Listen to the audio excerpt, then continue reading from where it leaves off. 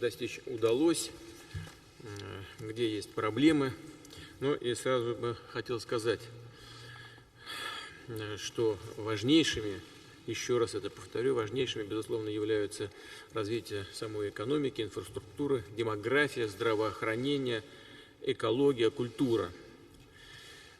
Национальные проекты – это уникальный инструмент, как мы с вами знаем и понимаем. Ничего подобного раньше по масштабу, по охвату у нас никогда и не было. Ничего подобного не применялось для достижения целей в тех сферах, которые я уже назвал.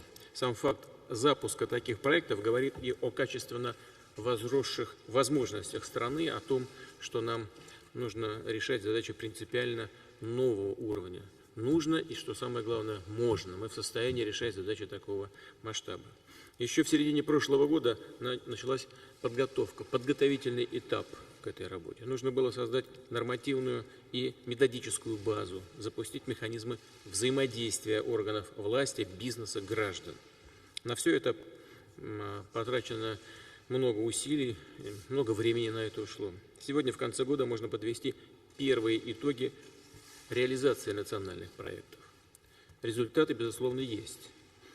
Около 1 миллиона российских семей с детьми получили поддержку в рамках так называемого демографического пакета мер.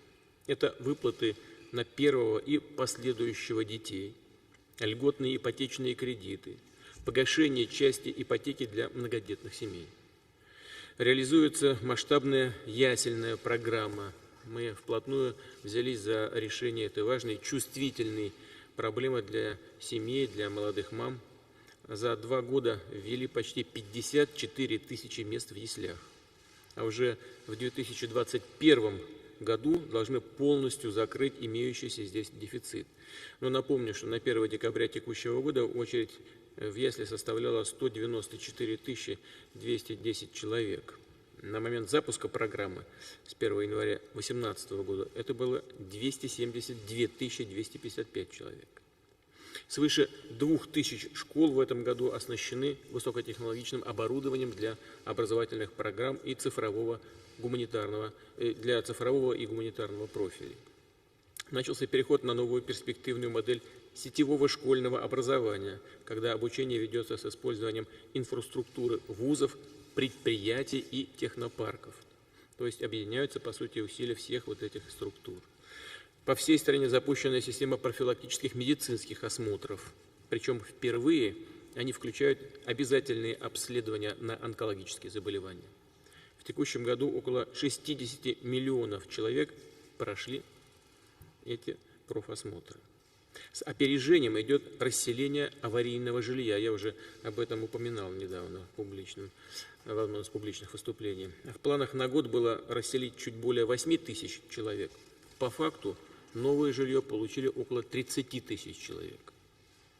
Отремонтировано почти 14 тысяч километров региональных и местных дорог. Это почти в 3 раза больше, чем в прошлом году. Очищены 24 тысячи километров береговой линии и прилегающих акваторий рек и озер, включая Волгу, Байкал, другие уникальные наши объекты. Хочу поблагодарить здесь волонтеров, около 1 миллиона человек, за активное непосредственное участие в этой работе. Конечно, все это отдельные примеры, но они показывают, что в целом общее направление движения, механизмы реализации национальных проектов выбраны верно. В то же время не все из запланированного удалось исполнить. Некоторые важные показатели не были достигнуты. Прежде всего, это касается снижения смертности. В целом, снижение смертности есть, но есть вопросы, на которые следует обратить особое внимание. О чем идет речь? Смертность от сердечно-сосудистых и онкологических заболеваний. Так как мы рассчитывали это сделать, нам пока это сделать не удалось.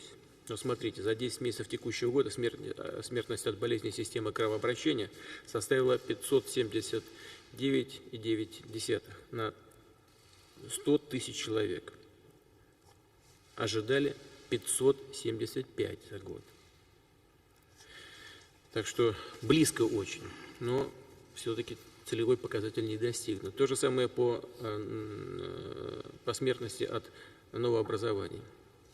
У нас по факту 203,2 на 100 тысяч человек, а ожидалось 199,5. Тоже близко к целевым показателям, но они не достигнуты. Еще одно направление, где нужно существенно нарастить усилия, это поддержка экспорта. Я уже говорю о вопросах, связанных с экономикой, с промышленностью. План по экспорту промышленной продукции в этом году не выполнен почти на 8 миллиардов долларов. Конечно, здесь сыграли свою роль и ценовые факторы, конъюнктура рынка, многие другие объективные показатели. Это правда. Здесь есть у меня и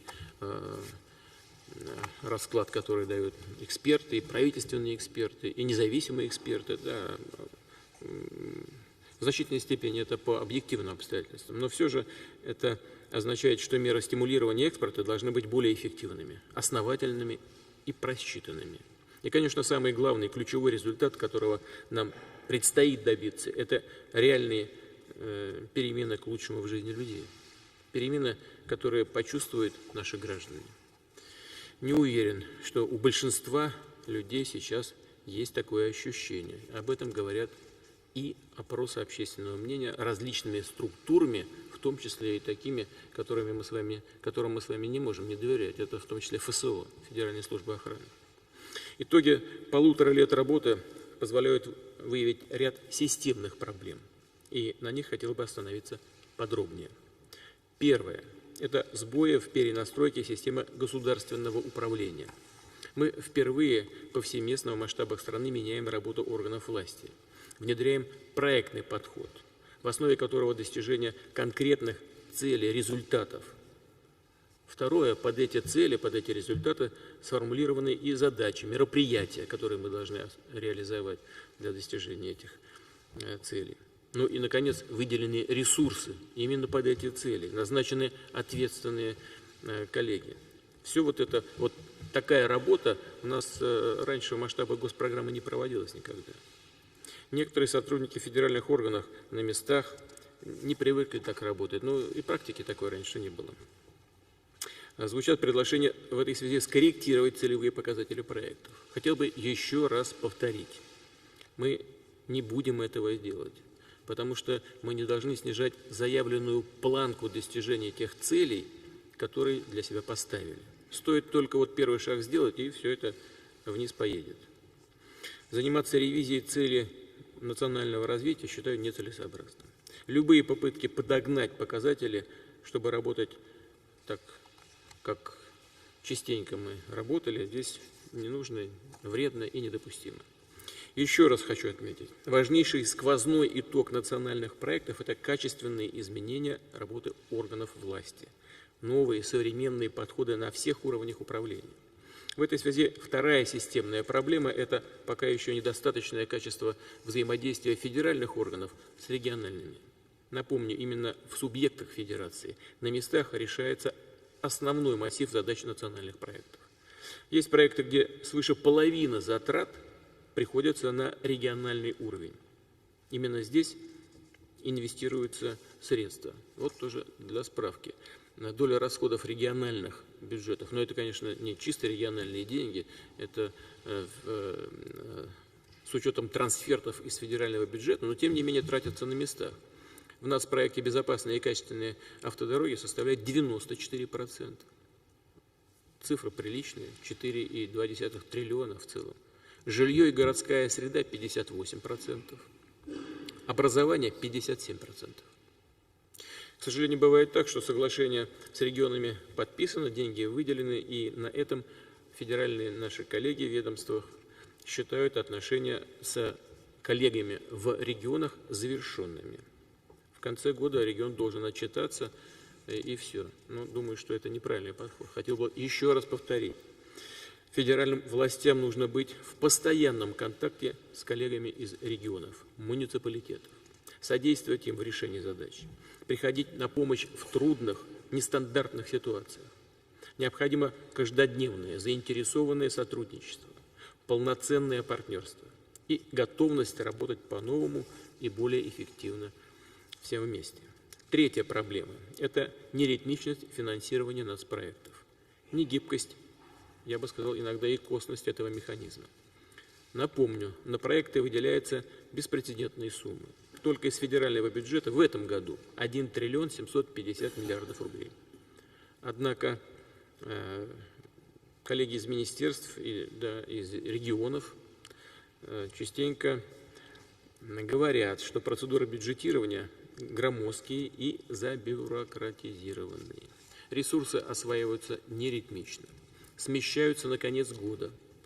И даже с внедрением электронного бюджета эти проблемы никуда не ушли. Ну, например, на конец ноября кассовое исполнение национальных проектов в целом составило 74,8. Ну, это хорошо, плохо, даже не очень понятно. Но не так уж и плохо может быть, если иметь в виду то, что у нас происходило в прежние годы по бюджетному финансированию. Но, скажем, одно из таких ключевых направлений, которое является чуть ли не основным, во всяком случае чрезвычайно важным, цифровая экономика. Кассовое исполнение вообще 27,3%, а по экологии 39,8%. Обращаю внимание, необходимо отладить финансовые механизмы нацпроектов. Я знаю, что в конце года, собственно говоря, здесь нового-то ничего нет. В конце года маховик раскручивается, но нам нужно ритмично, чтобы вся система работала в течение года. Нужно отладить этот механизм, предложить удобные решения для исполнителей, для их ритмичной работы четко и по графику. Далее. Национальные проекты содержат огромный ресурс для развития отечественной промышленности, для создания в России новых высокотехнологичных производств. На закупку машин и оборудования направляются триллионы рублей. Эти средства, как мы и договаривались, должны главным образом работать в экономике страны, содействовать ее качественному росту. Поручения на этот счет давались еще в 2018 году, однако только сейчас появилось понимание, как организовать этот процесс. В результате из-за того, что достаточно долго, никуда не торопясь, я бы сказал, собирались с мыслями, фактически почти год упущен. Напомню, в ближайшее время нужно принять все нормативные изменения, а в первом квартале будущего года запустить механизм контроля и мониторинга закупок оборудования в рамках нацпроектов, чтобы было видно, кто, где, что, каким образом приобретает. У нас ведь в значительной степени мы можем содействовать решению задачи диверсификации предприятий ОПК, используя эти ресурсы. И так нужно делать обязательно.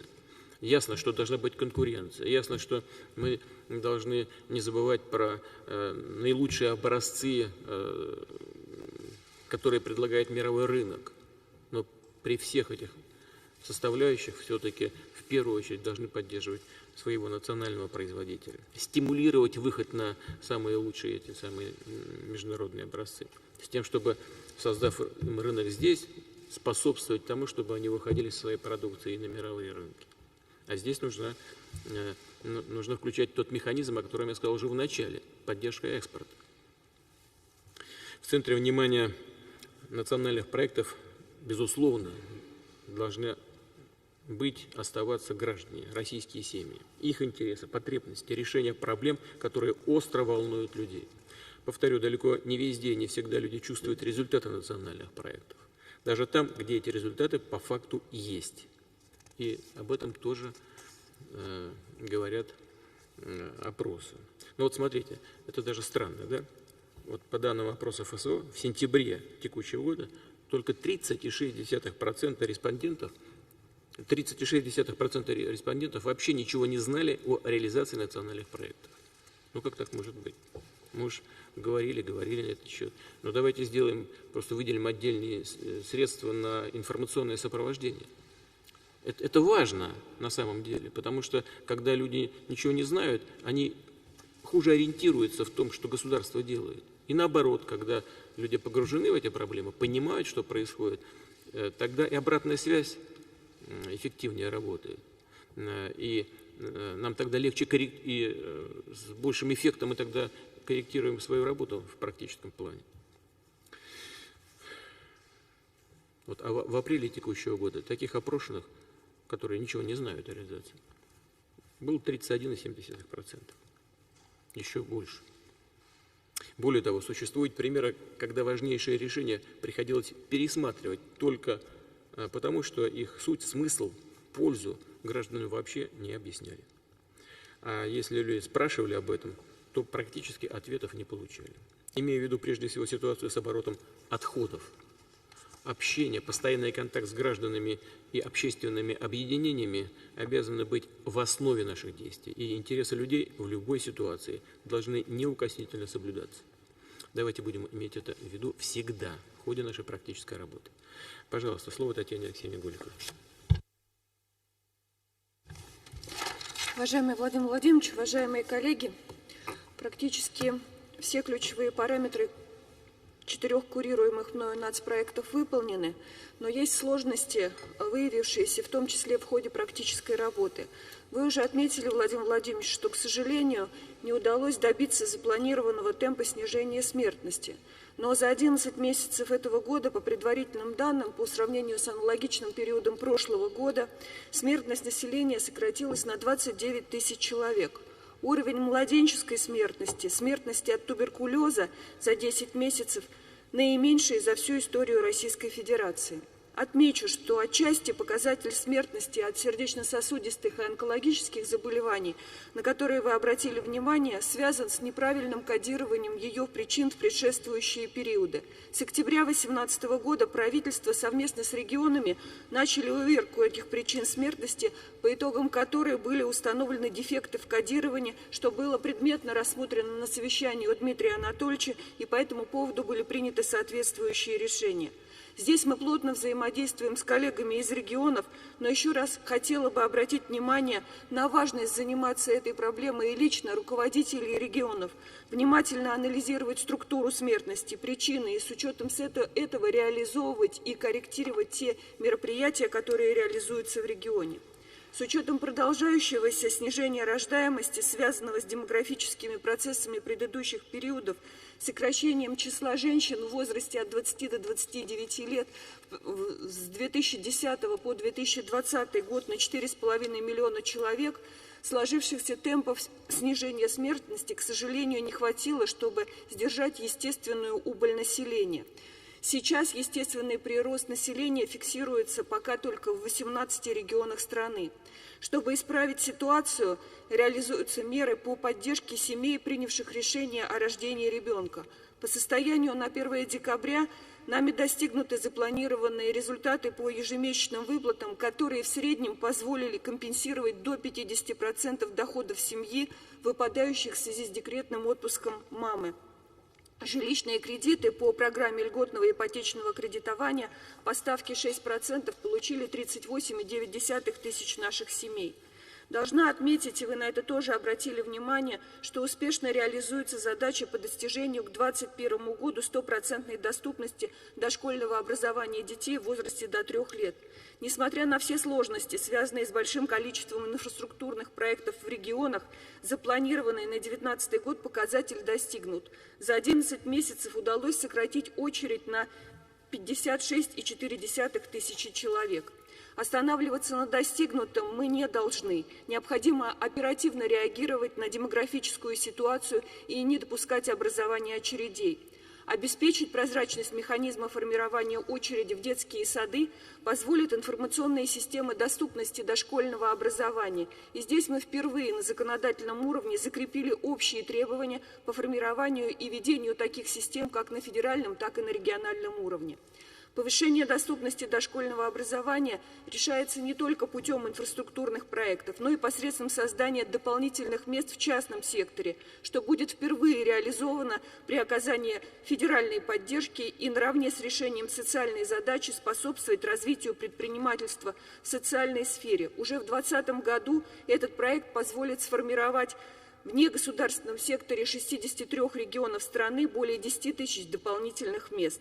Еще одно важное направление в рамках нацпроекта – это продолжительность жизни. В регионах создано 44 гериатрических центра и отделения, в которых получили помощь 85 тысяч граждан старшего возраста. В 18 регионах ведется строительство стационарных организаций социального обслуживания нового типа. В 12 реализуются пилотные проекты по созданию системы долговременного ухода. Здравоохранение. Для повышения доступности первичной медико-санитарной помощи регионами осуществляется создание 432 ФАПов и врачебных амбулаторий. Из них на 342 завершены строительно-монтажные работы, идет работа по вводу в эксплуатацию. Регионами закуплено 517 мобильных комплексов, из которых 65% уже поставлены и работают. Это позволило выполнить свыше 6 тысяч выездов, обследовать почти 600 тысяч человек. У 89 тысяч из них впервые выявлены заболевания. Наиболее эффективную работу мы отмечаем в Ростовской, Новгородской, Ленинградской, Калужской областях и еще 30 регионах страны. Развитие первичной медицинской помощи будет продолжено, и после 10 января 2020 года мы ожидаем первую редакцию региональных программ модернизации здравоохранения от наших коллег. С этого года, как вы уже отметили, мы внедрили новую программу диспансеризации населения, расширив ее, в том числе за счет онкологических скринингов. Всего за 11 месяцев по новым программам прошли диспансеризацию 24 миллиона наших граждан. Но в целом диспансеризация и профосмотры позволили выявить впервые 2,5 миллиона заболеваний, из них пятая часть – это болезни системы кровообращения, и 50 тысяч – это онкологические заболевания, которые выявлены впервые. Преимущественно это ранние формы онкологии в 61% случаев, то есть резервы снижения смертности имеются. Очень важно, чтобы этим людям, у которых выявлены заболевания, было уделено серьезное внимание, и они были поставлены на диспансерное наблюдение, и им оказано лечение. Правительством подготовлен законопроект, дающий работнику в возрасте 40 лет и старше право на прохождение диспансеризации с освобождением на 1 день от работы раз в год, с сохранением за ним места работы и среднего заработка. Я благодарна нашим работодателям и профсоюзам за согласование этого законопроекта. В 2020 году перед нами стоит задача полностью замкнуть весь цикл оказания медицинской помощи лицам, перенесшим инфаркт, инсульт или хирургическое вмешательство на сердце и сосудах, основная причина смертности в России. Таким больным на амбулаторном этапе бесплатно будет предоставляться соответствующие препараты. На эти цели в федеральном бюджете выделено свыше 10 миллиардов рублей плюс средства регионов. Увеличенные средства на химиотерапию онкологических больных позволили нарастить число получаемых больными курсов химиотерапии и полноценно пролечить в 2019 году свыше 400 тысяч человек. По итогам 9 месяцев этого года онкологические препараты заняли первое место среди всех государственных закупок лекарственных препаратов в стране. С 2020 года почти на 30% увеличится тариф на лучевые методы диагностики и лечения, что позволит повысить доступность этой помощи для населения. Мы начинаем создавать единую систему ядерной медицины в рамках подписанного вами, Владимир Владимирович, указа по Мегасайенс.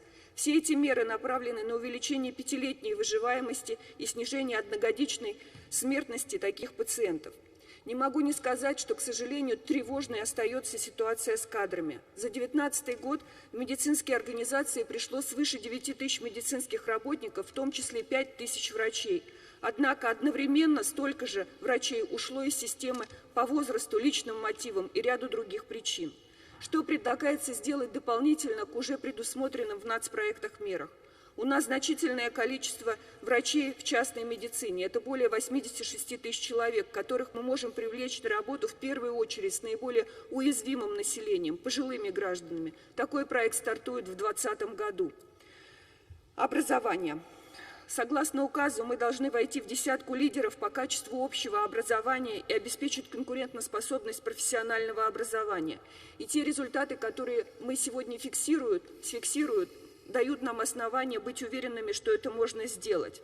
По итогам 11 месяцев с учетом региональных программ введено почти 160 тысяч мест в школах. Темпы существенные, но мы их должны только наращивать, так как численность наших первоклассников увеличивается. Отдельно хочу остановиться на нововведениях, которые вы тоже затронули в своем вступительном слове. Впервые на базе более чем 2000 сельских школ в 50 регионах страны открыты центры образования цифрового и гуманитарного профиля «Точка роста», в которые приобретено высокотехнологичное оборудование и преподавание, возможно, на более качественном уровне по таким предметам, как технологии, информатика и ОБЖ. В этих центрах уже обучается почти 580 тысяч сельских школьников. С учетом опыта фонда «Талант и успех» открыты 16 региональных центров выявления, поддержки и развития способностей и талантов у детей и молодежи, в которых обучается более 205 тысяч детей. При этом 21 тысяча из них включены в государственный информационный ресурс о детях, которые проявили выдающиеся способности. Почти четверть всех сотрудников центров прошли стажировку на площадке «Сириуса». Открылись 15 центров доп. Образования детей, Дом научной коллаборации на базе вузов, 21 центр цифрового образования детей IT-Куб. Мы запустили в первую очередь федеральные платформы цифровой образовательной среды, на котором зарегистрировано уже 1,5 миллиона школьников. Уже известным брендом стали детские парки «Кванториумы». Их сеть превысила 100 единиц, а охват 600 тысяч человек. В следующем году они будут открыты во всех регионах страны. Что касается сельских населенных пунктов, то здесь впервые запустили проект мобильных технопарков. По итогам года он уже охватил 15 тысяч наших детей. Свидетельством первых успешных шагов стало и увеличение числа школьников, которые принимают участие в олимпиадах и конкурсах различного уровня. Сегодня их 7 миллионов, что почти на 500 тысяч больше, чем в предыдущий год. Россия сохраняет лидирующие позиции на международных олимпиадах как по числу наград, так и по количеству золотых медалей. В течение 2019 года российские школьники завоевали 37 медалей на международных олимпиадах, включая 21 золотую. Одной из важнейших задач, которые поставлены в 204-м указе, является внедрение национальной системы профессионального роста педагогических работников. С этой целью нами разработаны основные принципы национальной системы профессионального роста педагогических работников, которые будут запущены в 2020 году. С 2019 года продолжилась программа господдержки 21 ведущего университета, так называемый проект 5-100. По итогам 2019 года в ведущих мировых рейтингах 48 российских университетов, из них 90 участники проекта 5-100, представлено 48 российских университетов, из них 19 участники проекта 5-100. Число университетов, вошедших в топ-100 предметных рейтингов, увеличилось с 11 до 14. Эта программа завершается в 2020 году, но в 2021 стартует новая, в нее будет включено уже 31 университет. С целью обеспечения подготовки кадров для экономик региона внесены изменения в закон об образовании в части внедрения механизма целевого обучения, позволяющие в этот процесс вовлечь регионы и работодателей, в том числе государственные компании и корпорации. В этом году было заключено 61 тысяча договоров о целевом обучении. Лидером являются медицинские специальности – 17 тысяч договоров, образование и педагогические науки – 9,5 тысяч договоров. Регионами-лидерами стали Ростовская, Свердловская и Белгородская области. Но, тем не менее, я хочу отметить, что с учетом дефицита кадров, особенно в здравоохранении и педагогике, регионы должны более активно использовать этот инструмент. Мы пока такой активности не наблюдаем. До конца 2019 года будет введено в эксплуатацию более 5000 мест в студенческих городках для иностранных и иногородних студентов и преподавателей. Это чуть-чуть меньше, чем предусмотрено ключевыми параметрами. Но хочу отметить, что нацпроектом на 2019 год предусмотрено проектирование, строительство и реконструкция студенческих городков проектной мощностью 7,9 тысяч мест. А на 20 декабря у нас обеспечено проектирование уже 17 тысяч мест. И, наконец, наука. Все ключевые параметры этого проекта достигнуты. Созданы 5 научно-образовательных центров мирового уровня. Первые результаты. Для реализации программ деятельности НОЦ привлечено 15,3 миллиарда внебюджетных ресурсов и 1,7 миллиарда из региональных и местных бюджетов. Общая сумма подписанных соглашений по проектам составила 32 миллиарда рублей. Крупнейшими индустриальными участниками НОЦ выступают «Лукойл», «Газпромнефть», «Сибурхолдинг», «Уралкалий», «Роснефть», «Приосколье», СДС «Уголь» и ряд других. В деятельность НОЦ вовлечены почти 3000 исследователей из научных организаций и вузов. Разработаны 133 новых образовательных программы, открыты центры развития компетенций руководителей. В сентябре 2019 года отобраны 3 центра геномных исследований, 4 международных математических центра мирового уровня. И несмотря на то, что математические центры заработали совсем недавно, тем не менее у них есть первые результаты. Опубликованы или находятся в печати 61 научная статья, половина из которых в журналах 1 и 2 квартила Web of Science и Scopus. Получен ряд фундаментальных результатов в области математических и смежных наук. Создан комплекс программ решения обратных задач геологоразведки, медицины и фотоники. В рамках нацпроекта начато проектирование 2 научно-исследовательских судов. В следующем году начнется их строительство. Это расширит возможности для исследований мирового океана и климата. Уделено внимание и подготовке будущих научных кадров. 4 специализированных учебно-научных центра на базе ведущих университетов страны получили господдержку на 3-летний период. Основная их задача – реализация системы непрерывного образования школа-университет в рамках одной образовательной организации. На сегодняшний день в 4 СУНЦах учатся почти 2000 детей. Отмечу, что почти 45% – это дети из других регионов. Абсолютными лидерами здесь являются СУНЦ Московского и Новосибирского университетов. Безусловно, уважаемые коллеги, первый год реализации проектов был непростым и показал все те проблемные точки, над которыми надо работать. В дальнейшем, с учетом того, что все инструменты созданы, нам необходимо совместно с регионами тиражировать полученные результаты и наращивать те темпы, которые были достигнуты в 2019 году. Спасибо. Спасибо большое. Максим Алексеевич Акимов, пожалуйста, по транспорту и по цифре. Спасибо, уважаемый Владимир Владимирович, уважаемые коллеги. Цифровые решения прочно вошли в практику бизнеса, госуправления, повседневность граждан. Проникновение мобильной связи в России превышает 90%. По количеству пользователей смартфонов наша страна занимает 5-е место в мире. Аудитория российского сегмента интернета растет, составила 96 миллионов человек, мобильная аудитория 85 миллионов. Отечественные рынки цифровых платежей, онлайн-торговли и совместного использования автомобилей, так называемого каршеринга, входят в число самых быстро растущих в мире. В целом, за прошедший год вклад интернет-экономики в ВВП страны превысил целевой показатель указа в 2,2% и вырос примерно на 15%. Определяющую роль в цифровизации страны играет, конечно, подключенность. В этом году за счет федерального бюджета к широкополосному доступу было присоединено более 17 тысяч социально значимых объектов. Это школы, фельдшерско-акушерские пункты почти во всех регионах. Это больше, чем за последние 5 лет. Все социальные объекты будут обеспечены скоростным интернетом до конца 2021 года на 3 года раньше запланированного срока. Впервые такой крупный проект реализуется на конкурсной основе. В результате экономия составила более 16,5 миллиардов рублей. Нам удалось дополнительно помочь регионам создать внутреннюю информационную инфраструктуру за счет этих средств в 1700 школах в 13 регионах. Особо отмечу, что все контракты по созданию инфраструктуры включают требования по использованию отечественной продукции. Это позволило в этом году дать нашей промышленности в части телекоммуникационного оборудования заказов более чем на 4 миллиарда рублей. Благодаря политике импортозамещения в 2019 году расходы госкомпаний на приобретение российского программного обеспечения составят более 10 миллиардов рублей. Наша цель в 2020 году дорастить эту сумму до 82 миллиардов рублей и до 150 миллиардов в 2021 году. Для органов государственной власти закуплено 220 тысяч офисных пакетов российских и 520 тысяч антивирусных приложений на сумму более миллиарда рублей.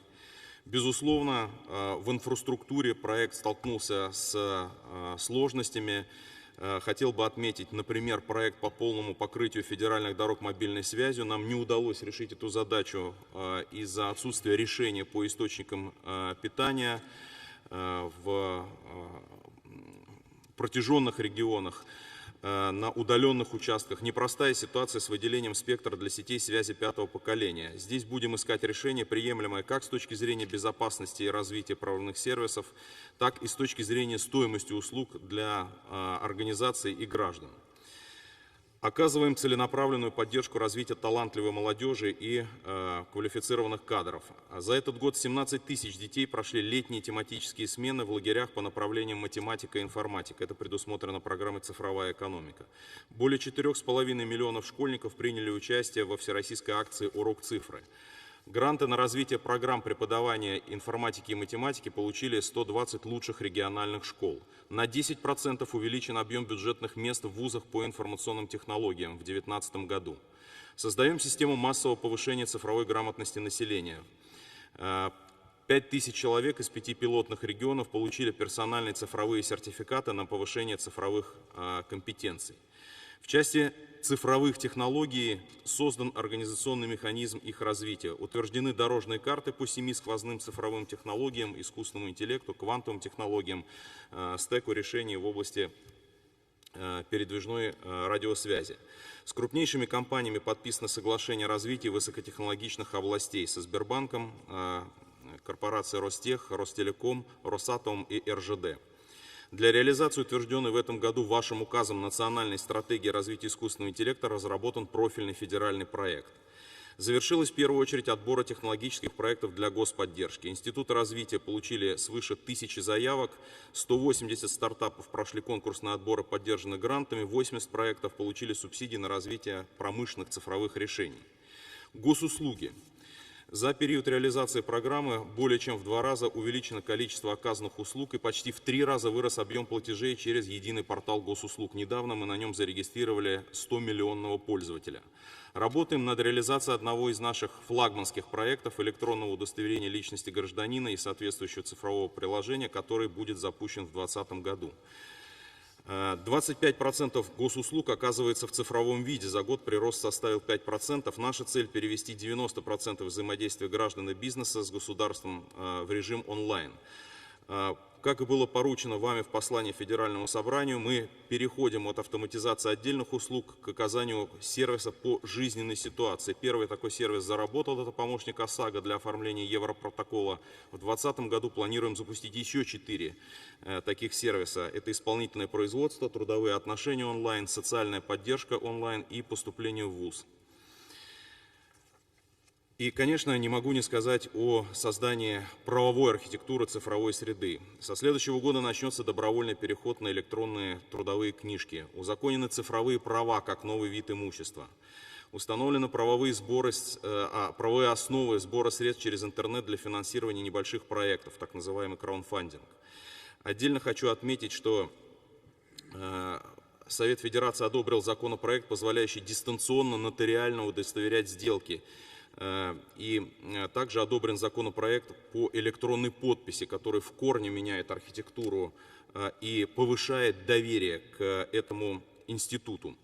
Сейчас в приоритете определение правового режима для оборота данных, очень чувствительный в том числе для граждан вопрос, и создание условий для электронных архивов. Огромную работу проделал депутатский корпус, и, пользуясь случаем, хотел бы поблагодарить Палату Федерального собрания и их руководство за плодотворное сотрудничество. Конечно, цифровая повестка актуальна для всех национальных проектов. Нет проектов без цифровых решений. 2 недели назад мы запустили мобильное приложение «Госуслуги дороги». С его помощью гражданин может не только получить оперативную информацию о дорогах, которые ремонтируются в рамках нацпроекта «Безопасные качественные дороги», но и оценить результат этого ремонта. Это канал общественного контроля и обратной связи. В 2019 году нацпроект «Безопасные качественные автомобильные дороги» позволил отремонтировать 5000 километров региональных дорог и более 5000 километров дорожной сети в городских агломерациях. Как вы уже сказали, это почти в 3 раза больше, чем в 2018 году. Новое асфальтобетонное покрытие устроено на дорогах общей площадью 127,1 миллиона квадратных метров. Из плановых 127,3 укладка практически завершена. 99,8% у нас верхней дорожной одежды уложено.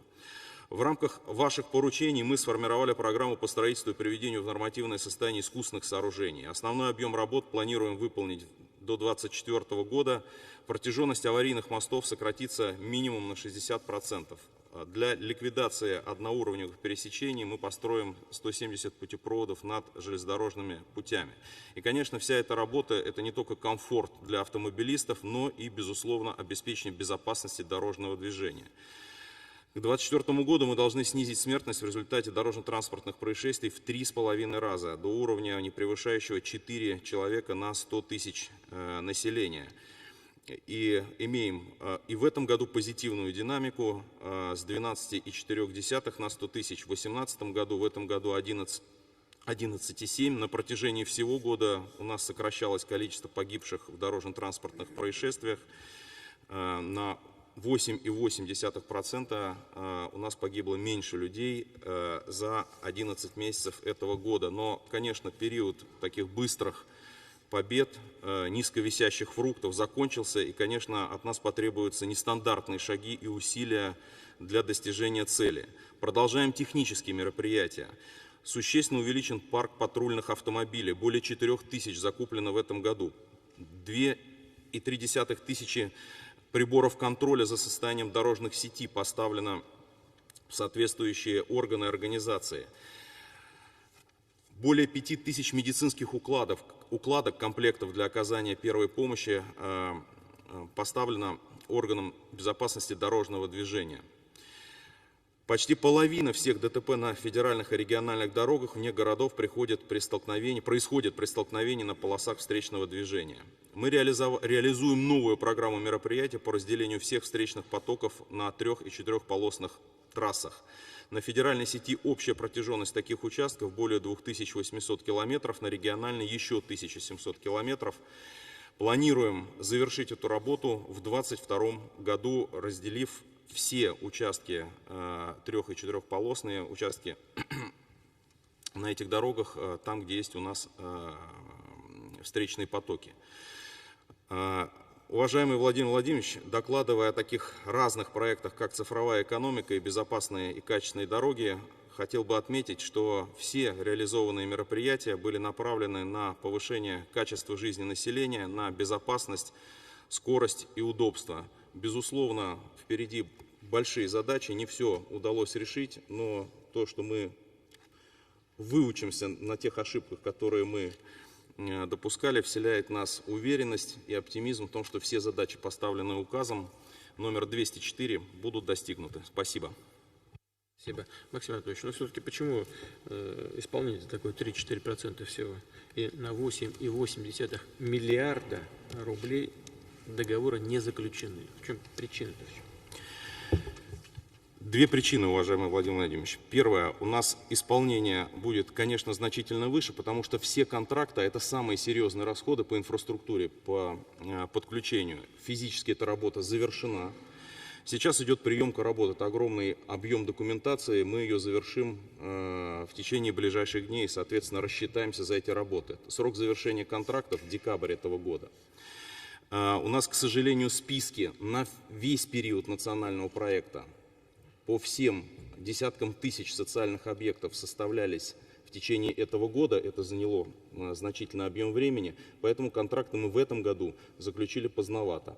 Но, тем не менее, все, что планировали в этом году по нацпроекту, подключили. Завершим приемку работ, цифра будет другая. И вторая сложность, здесь скорее нам ее, наверное, целиком преодолеть не удастся, это реализация проекта по сквозным технологиям. Здесь у нас содержательно пришлось значительно больше, чем мы оценивали изначально поработать. Мы довольно долго согласовывали содержание, технологическое содержание дорожных карт вместе с бизнесом. В этом вопросе будем ускоряться. Это те самые 9,9 миллиарда. Хорошо. Спасибо. Так, пожалуйста, по экономике в целом, по финансам, Антон Германович. Уважаемый Владимир Владимирович, уважаемые коллеги, на достижение национальных целей развития в области экономики направлены 3 национальные проекта. Это проект малого и среднего предпринимательства, производительства труда и международная кооперация и экспорт. Остановлюсь на каждом из них. Первое – это проект по поддержке малого и среднего предпринимательства. Значения всех 3 ключевых показателей в текущем году будут достигнуты. Доля малого и среднего бизнеса в валовом внутреннем продукте составит 22,9%, что соответствует плановым назначениям. Доля экспорта продукции, производимой субъектами малого и среднего предпринимательства в общем объеме несырьевого экспорта, составит 9,8% при плане 8,8%. Численность занятых в сфере малого и среднего предпринимательства составит, как и запланировано, не менее 19,6 миллионов человек. Что сделано в текущем году? Введен особый налоговый режим для самозанятых. В текущем году такой налоговый режим был введен в 4 пилотных регионах и вызвал большой интерес у малых предпринимателей. Сегодня таких граждан составило более 330 тысяч человек. Плановое задание в нацпроекте на этот год было 200 тысяч человек. С 1 января к эксперименту подключается еще 19 регионов, а с 1 июля такое право мы предусмотрели предоставить всем субъектам Российской Федерации. Далее.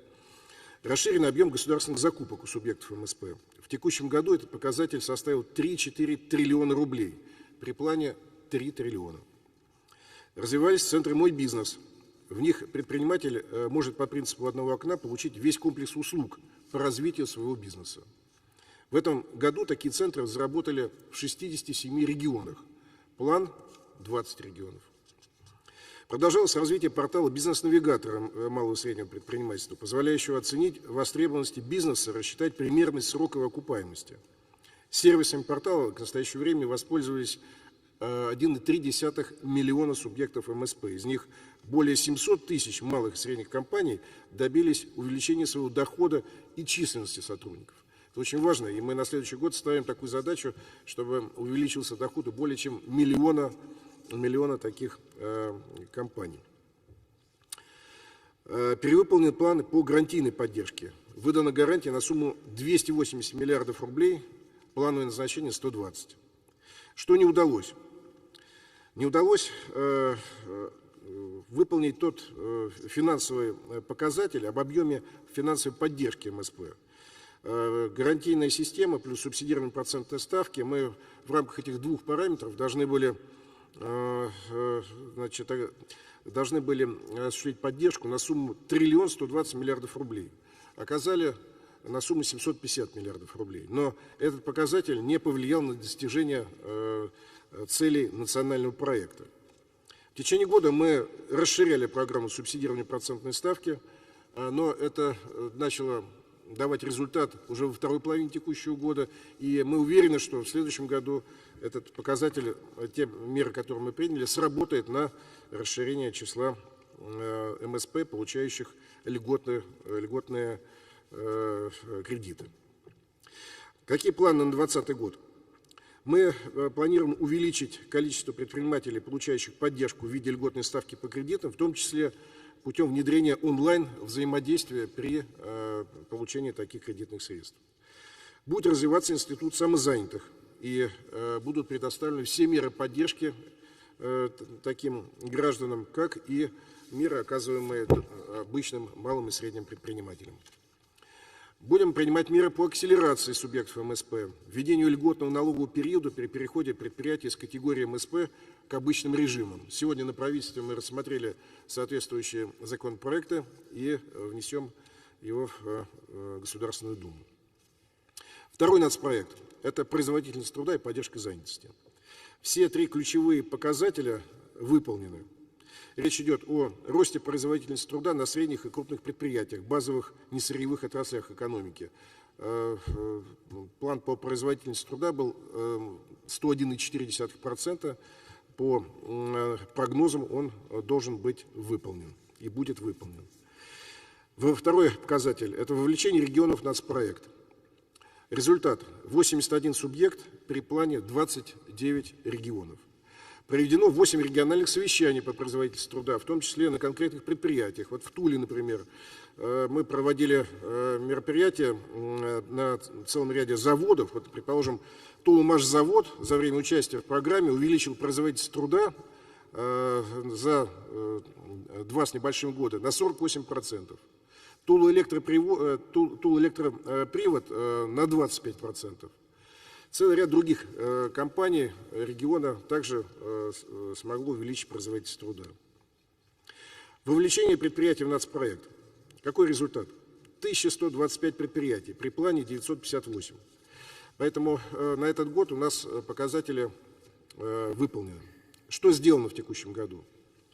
Инструментами повышения производительности труда обучены 11 428 сотрудников при плане 9 380. Это позволяет распространять лучшие практики по производительности труда в трудовых коллективах. Запущен информационный ресурс, содержащий лучшие практики, достижения, возможность дистанционного обучения, информацию о наиболее успешных предприятиях. Что не удалось? Не удалось обучить по плановым показателям число руководителей.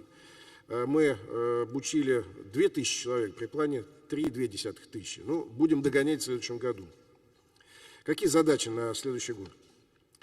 В реализацию проекта будут вовлечены компании с государственным участием. Правительством подготовлены директивы таким компаниям по принятию планов повышения производительности труда.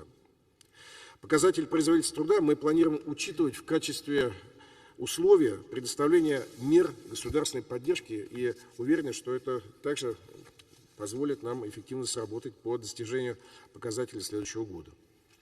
Третий национальный проект – международная кооперация и экспорт. Ключевой показатель – это увеличение объема экспорта. По предварительным прогнозам, действительно, мы отстаем от целевых значений. Объем несырьевого, неэнергетического экспорта ожидается на уровне $152,2 миллиарда, что выше уровня прошлого года, но не достигает целевого значения на этот год, который установлен в сумме $160 миллиардов. В чем вызвано отставание? Конечно, это замедление динамики мировой торговли. В этом году, по данным Международного валютного фонда, ожидается рост мировой торговли в размере 1,1% против 3,6% в 2018 году.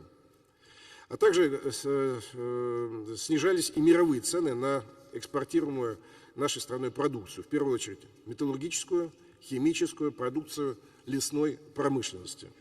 Общий объем потерянного прироста экспорта из-за ухудшения конъюнктуры оценивается в сумме $9,4 миллиарда США.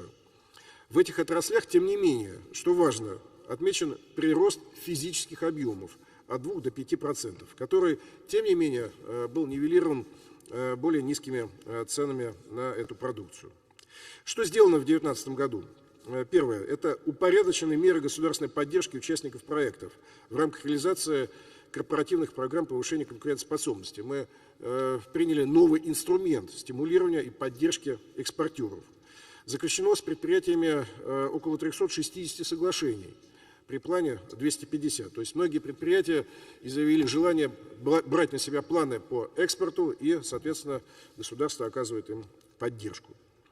Принят закон, предусматривающий возмещение НДС при экспорте услуг в сфере транспорта, IT, иных сферах по аналогии с экспортом товаров. Принято законодательство об отмене требований по репатриации экспортной выручки, выраженной в рублях. Подготовлено предложение по либерализации административного и уголовного законодательства в этой сфере. Расширенное применение электронных виз. В 2021 году такой облегченный режим будет распространен на всю территорию. Сегодня лишь часть регионов, часть городов участвует в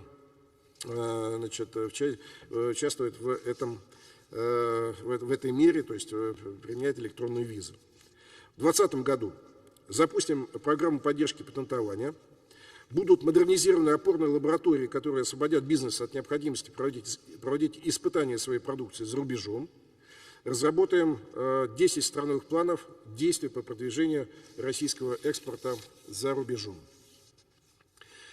Уважаемый Владимир Владимирович, уважаемые коллеги, помимо национальных проектов реализуются и другие меры по достижению национальных целей и развития в сфере экономики.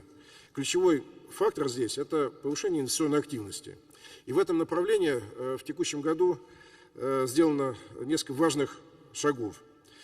Принят закон, так называемый СПИК 2.0, который направлен на стимулирование вложения в инвесторов в новые инновационные проекты и продукты. Прошел первое чтение в Государственной Думе проект федерального закона о защите и поощрении капиталовложений, тоже ожидаемый законопроект у бизнеса. Начнется реализация механизма регуляторной гильотины в следующем году. Подготовлены все необходимые решения для этого. И все это должно, конечно, обеспечить рост инвестиционной активности и, соответственно, выполнение национальных целей в сфере экономики. Несколько слов о финансовом обеспечении национальных проектов. Действительно, на этот год выделены средства из федерального бюджета в сумме 1 триллион 750 миллиардов рублей. Какое исполнение? На 20 декабря касса составила 80% или 1,4 триллиона рублей. Много это или мало? Но это примерно соответствует уровню исполнения федерального бюджета, который составляет на 20 декабря 84%. Мы оцениваем, что объем переходящих ресурсов с текущего года на следующий год в части национальных проектов составит около 130 миллиардов рублей. Действительно, мы здесь не ставили задачу стопроцентного освоения, а ставили задачу эффективного использования этих средств. И если ресурсы не смогли быть выделены в текущем году по тем или иным причинам, эти деньги будут работать на те же самые цели и направления в следующем году. Параметры финансового обеспечения национальных проектов на предстоящую трехлетку мы в полном объеме заложили в бюджете на следующие 3 года финансирование национальных проектов. Даже увеличили их по сравнению с первоначальными цифрами на 368 миллиардов рублей. При этом общее финансирование составит в 2020 году почти 2 триллиона рублей, в 2021 – 2 триллиона 200, в 2022 году 2 триллиона 700 миллиардов рублей. С учетом этих данных общий объем ресурсного обеспечения на 6 лет увеличится и составит, общий объем финансирования нацпроектов составит 26,1 триллиона рублей. Почти половина, даже больше половины, 13,5 триллионов – это средства федерального бюджета. Какие выводы мы сделали из первого года реализации национальных проектов? Следующее. Первое. Мы изменили порядок взаимодействия с субъектами Российской Федерации. По поручению председателя правительства мы в полном объеме распределили и приняли решение о заключении соглашений с регионом выделения трансфертов не в ходе исполнения бюджета уже следующего очередного финансового года, а до его начала. И в настоящее время завершается работа по подписанию таких соглашений с субъектами Российской Федерации. Второе. Упрощены закупочные процедуры в рамках 44-го закона, что позволяет заключать быстрее контракты. В том числе сокращены вдвое сроки конкурсов и аукционов, сокращено количество документаций, требуемой при планировании и осуществлении закупок. Предусмотрена возможность корректировки стоимости строительства в ходе исполнения контракта. А с середины следующего года, что тоже очень важно, закупки до 3 миллионов рублей будут осуществляться по принципу электронного магазина, и можно будет их осуществлять без конкурса. Готовится также предложение по упрощению работы в рамках федеральной адресной инвестиционной программы, включая сокращение бюрократии по включению объектов ФАИП и, соответственно, их корректировки, их финансирования. Что важно, что уже сегодня лимиты бюджетных обязательств на 2020 год доведены на 94%. Такой результат в этом году был достигнут только в мае. Поэтому те решения, которые были реализованы, они дают свой результат. В заключение хотелось бы отметить, что текущий год – это первый год настройки и реализации национальных проектов.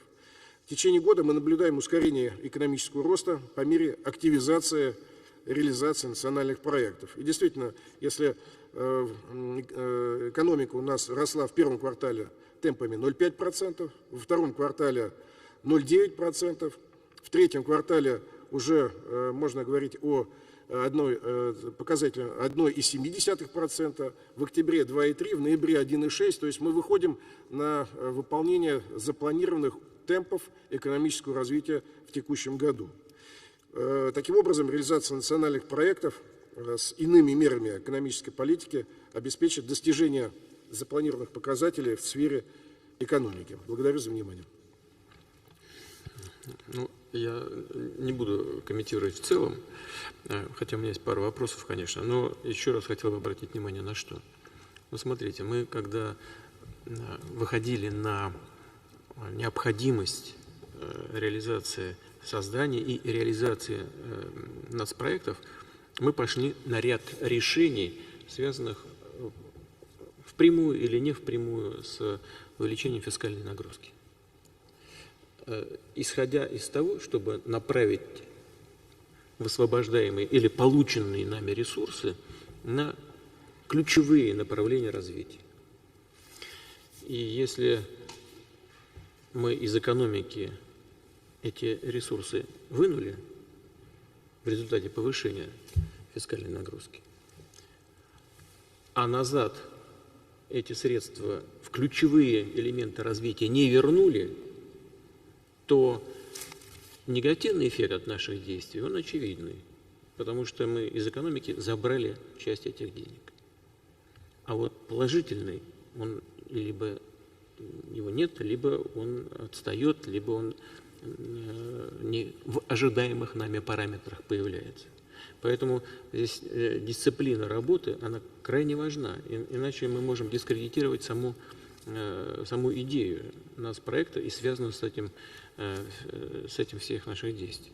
Поэтому я вас прошу, вот вы сейчас сказали о том, что механизмы раскачиваются, но с этими, параллельно с раскачкой этих механизмов должна раскачиваться экономика по ключевым направлениям развития. Ради чего мы все это делаем?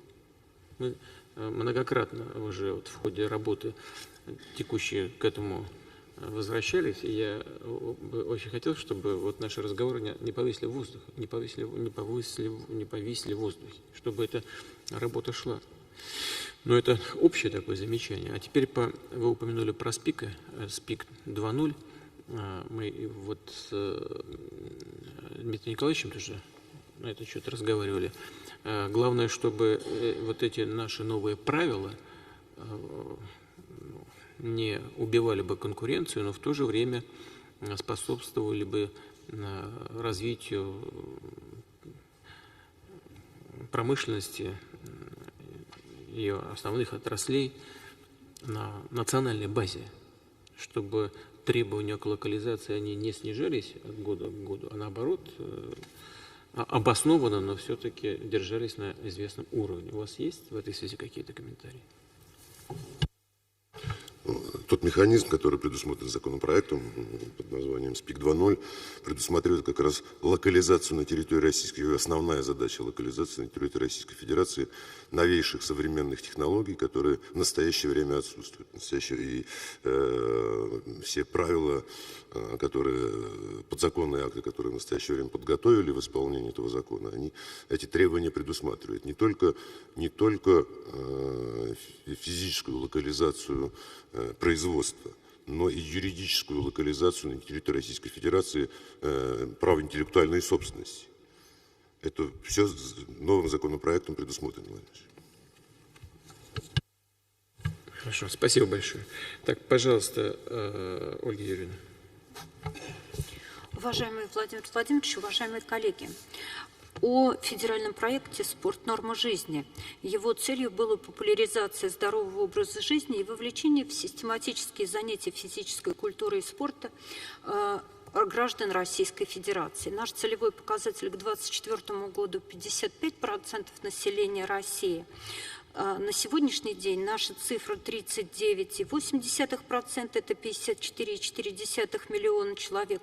И мы уверенно идем с некоторым опережением графика и ожидаем, что по итогам этого года мы перешагнем уровень 41%. Ситуация с разными категориями населения у нас не одинаковая. Конечно, больше всего у нас занимаются физической культурой и спортом. Это дети и молодежь. И нас радует, что согласно последнему опросу РАНХИКС, который был проведен в 2019 году, 87% молодых людей в возрасте от 18 до 29 лет заявили, что они занимаются с разной степенью регулярности физической культуры. Это нас радует, и для этого прикладывается немало усилий. Растет физическая активность среди людей старшего поколения. За последний год число занимающихся спортом среди населения старшего возраста выросло на 100 тысяч человек. И регулярно занимаются спортом 11% граждан старшего возраста. Это более 2 миллионов человек. Особое внимание мы уделяем лицам с ограниченными возможностями. Я напомню, что, например, в 2011 году число таких людей было всего 365 тысяч. На сегодняшний день это 1 миллион 329 тысяч. Это становится нормой, когда люди с ограниченными возможностями имеют доступ к занятиям физической культуры и спортом. Ситуация в разных регионах, она тоже отличается существенно. Лидерами у нас по вовлечению в физическую культуру и спорт стали такие регионы, как Ростовская область, Воронежская область, Кемеровская область и Сахалин. У нас есть отстающие, но для них мы разрабатываем отдельные программы, потому что, как правило, это отставание связано с целым рядом объективных и субъективных причин. Одно из направлений проекта – это укрепление спортивной инфраструктуры и создание новых доступных для жителей спортивных объектов. За этот год было приведено в порядок или заново построено 1136 объектов. Это и спортивные площадки, и футбольные поля с искусственным покрытием, и физкультурно-оздоровительные комплексы открытого типа, и другие спортивные сооружения. Для вовлечения людей в систематические занятия физкультурой и спортом очень сильно способствует этому проведение массовых физкультурных и спортивных мероприятий. В этом году у нас состоялось 364 массовых мероприятия, из которых самыми популярными стали «Лыжня России», в нем приняло участие 1,5 миллиона участников, «День зимних видов спорта» – 1 миллион человек. Очень важной системой поддержки стала грантовая поддержка негосударственных, некоммерческих организаций, которые проводят самостоятельно разного вида физические активности. Например, пробег бегом по Золотому кольцу за 5 забегов собрал 130 человек. Сейчас развивается всероссийский марафон движения, который называется «Забег». И в этом году, 31 мая, состоится этап более чем в 20 городах России. И коллеги претендуют на рекорд Гиннесса, потому что одновременно планируется участие более 100 тысяч человек. Вот такие доступные массовые соревнования, они очень сильно привлекают внимание тех, кто сегодня еще остается равнодушен к спорту. Конечно, не может не влиять на привлечение в систему физкультуры и спорта победы наших профессиональных спортсменов. Этот год был особенно успешен для российского спорта в плане завоевания медалей. У нас в этом году 601 медаль на международных турнирах по сравнению с 327 в 2018 году. И особенно яркими стали выступления наших команд в фигурном катании, плавании, спортивной, художественной гимнастике, фехтовании и других видах спорта. Конечно, для нас очень важным является проведение разных соревнований на территории Российской Федерации. Это и международные соревнования школьного спорта, и крупные международные соревнования. На следующий год Россия будет принимать более 10 крупных международных соревнований, среди которых чемпионат мира по футболу Евро-2020, чемпионат мира по санному спорту, по тяжелой атлетике, Ironman в Санкт-Петербурге, игры стран СНГ в Казани, спортивные игры стран БРИКС в Челябинске, чемпионат мира по хоккею с мячом в Иркутске и другие. Все эти мероприятия будут способствовать тому, что ряды наших физкультурников будут расти. Все показатели федерального проекта у нас исполнены. По проекту «Культура» Россия является признанным лидером в мировом культурном пространстве, и наши крупные культурные события, как на территории Российской Федерации, это конкурс Чайковского, это Международный культурный форум, который собрал в этом году более 35 тысяч человек из 96 стран мира, так и за пределами Российской Федерации. Это русские сезоны в Германии, это наши выставки, это выставка Щукиной, собрание Эрмитажа и Пушкинского музея в Париже, выставка русского искусства и собрание Третьяковской галереи в Осло, наши большие проекты зарубежные, они сегодня пользуются огромной популярностью. Но для нас главная цель внутри нашего культурного проекта – это сделать доступным для граждан Российской Федерации лучшие произведения искусства на территории всей нашей страны. И в этом смысле мы исполнили все показатели. У нас растет посещаемость музеев. На сегодняшний день она достигла 154 миллионов человек. Это зафиксированная цифра. По итогам года она будет гораздо выше. Театров 40 миллионов зрителей и кинотеатров 57,2 миллиона зрителей. Это мы говорим по нашему кино. На очень серьезный вклад в развитие культуры в нашей стране внес Год театра.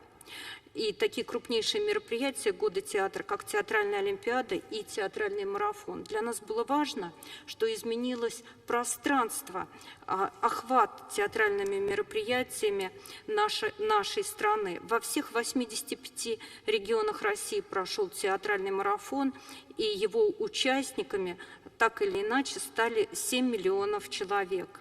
Развивается фестивальное движение в рамках национального проекта.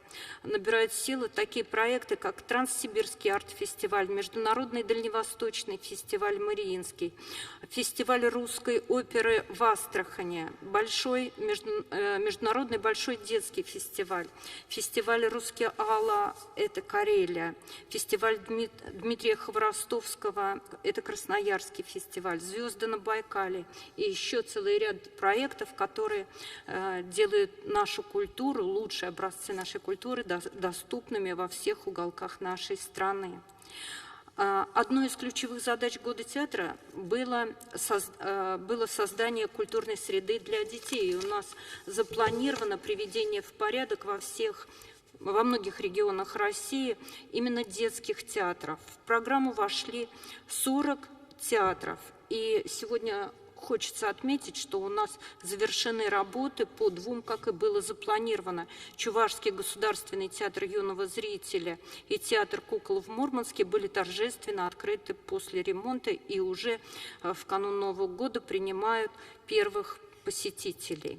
Особый упор в федеральном проекте делался именно на регионы и отдаленные территории, прежде всего сельские. Отремонтировано 300 сельских домов культуры, открыты 134 современные модельные библиотеки, 300 школ искусств и училищ получили новые музыкальные инструменты и материалы, 200 кинозалов в малых городах получили новое оснащение, и мы сейчас проверили их посещаемость, более 9 миллионов человек смогли посетить уже вот эти вновь оснащенные кинозалы.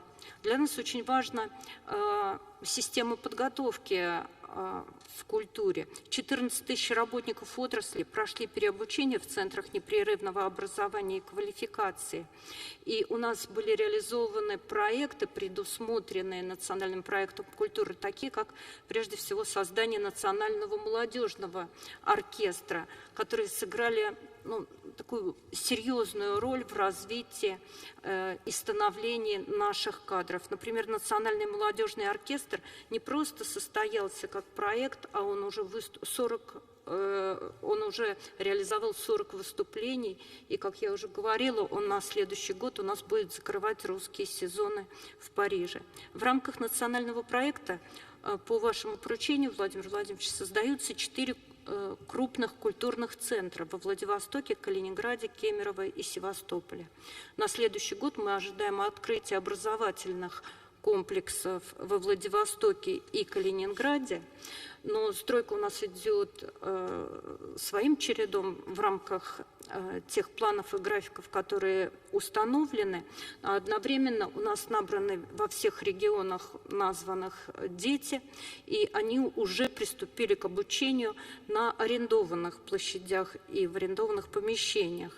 Мы набрали детей И сегодня я хочу отметить, что в канун Нового года они покажут свои первые достижения, свои первые успехи на крупных площадках. Они будут выступать на площадке Центральной музыкальной школы, в Заряде и других. Мы идем уверенно, и мы исполняем все показатели национального проекта. Спасибо, Ольга Юрьевна. Вот я хотел, пока вы говорили, смотрел справки, которые у меня есть. Здесь по селу написано, что для жителей, проживающих в сельской местности, построено и отремонтировано 127 культурно-досуговых учреждений. От детских учреждений оснащено 300. Вот, а вы сказали про село 300. Или вы путаетесь в показаниях и меня путаете, или здесь у меня неправильно написано? Нет, у вас правильно написано. Я просто у нас в регионах 134 современные модельные библиотеки открыты, 300 сельских домов культуры, 100 автоклубов, 300 школ искусств и училищ, 200 кинозалов, 80 виртуальных концертных залов. Да. Вот наш итог. Да, ну вот нужно, я бы попросил, чтобы все это было одинаково везде изложено. Первое. Второе, мы гордимся отечественной культурой, многонациональной, очень мощной. Это, безусловно, наш общенациональный ресурс и наше даже преимущество в известной степени конкурентное. Конечно, мы должны обратить внимание на малые населенные пункты, на малые города, на сельскую местность. Люди, которые проживают в этой местности, не должны чувствовать себя чужими на этом празднике жизни. У нас не должно быть ситуации, когда вся культура или все образование сосредоточится только в 2, 3, 4, 5 крупнейших городах, и все. А именно процесс этот происходит. У нас и театров больше, чем в советское время в столичных городах, и вузов на порядок выше, чем в советское время. Все молодые люди приезжают сюда, и потом здесь остаются, и все это разбухает совершенно несуразным образом, не отвечает интересам развития, территориального развития страны в целом. Госплана у нас нет, вот, и, Андрей Иванович, не будем создавать госплана, не будем, вот, но планирование должно быть какое-то. То же самое с вузами происходит. Все крупнейшие ведущие вузы, Москва, Петербург, ну вот в Казани еще там что-то есть, все. Ну, так же не должно быть. Ну, Томск, там, Новосибирск, но у нас должно быть равномерное распределение и учреждений высшей школы, и учреждений культуры по всей стране. Я просил бы вас на это обратить особое внимание. Так же, как особое внимание нужно обратить на детские учреждения, театры, музыкальные школы, художественные, хореографические училища и так далее, и так далее. Ну, вот, пожалуйста, вот, не забывайте эти два важнейших направления. Хорошо. Пожалуйста, Гордеев Алексей Васильевич. Спасибо. Уважаемый Владимир Владимирович, уважаемые коллеги, информируя об основных итогах национального проекта «Экология», отмечу следующее. Проект состоит из 11 федеральных проектов. В них на сегодня участвуют практически все субъекты Российской Федерации. В текущем году необходимо было принять 101 нормативный акт разного уровня. Принято 98, в том числе 3 федеральных закона, 41 постановление правительства, 54 ведомственных акта и до конца года оставшиеся 3 приказа Министерства промышленности и торговли и Министерства природных ресурсов примут, и будет сформирована вся необходимая нормативно-правовая база.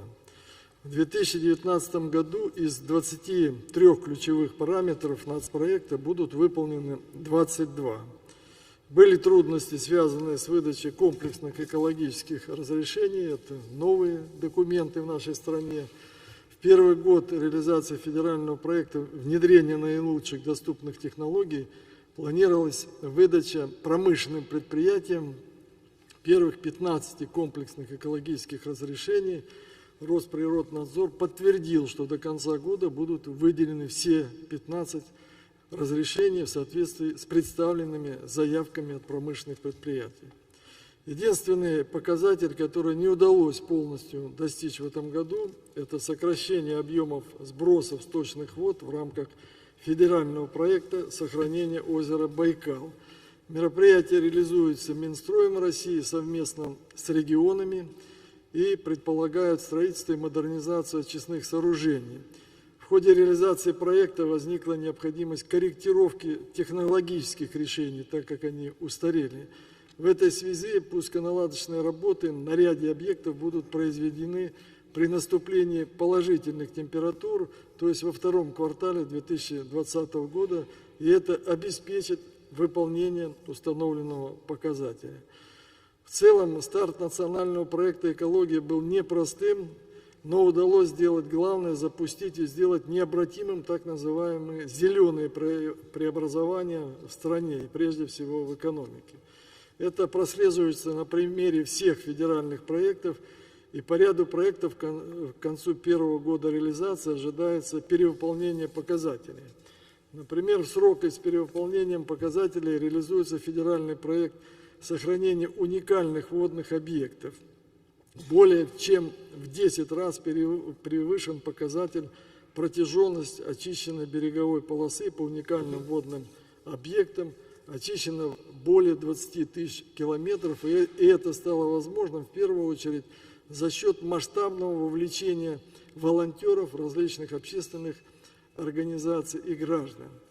В рамках федерального проекта внедрения наилучших доступных технологий в первый же год удалось с опережением выполнить поставленную задачу, поддержаны более 70 инвестиционных проектов, и здесь хорошая работа Министерства промышленности и торговли.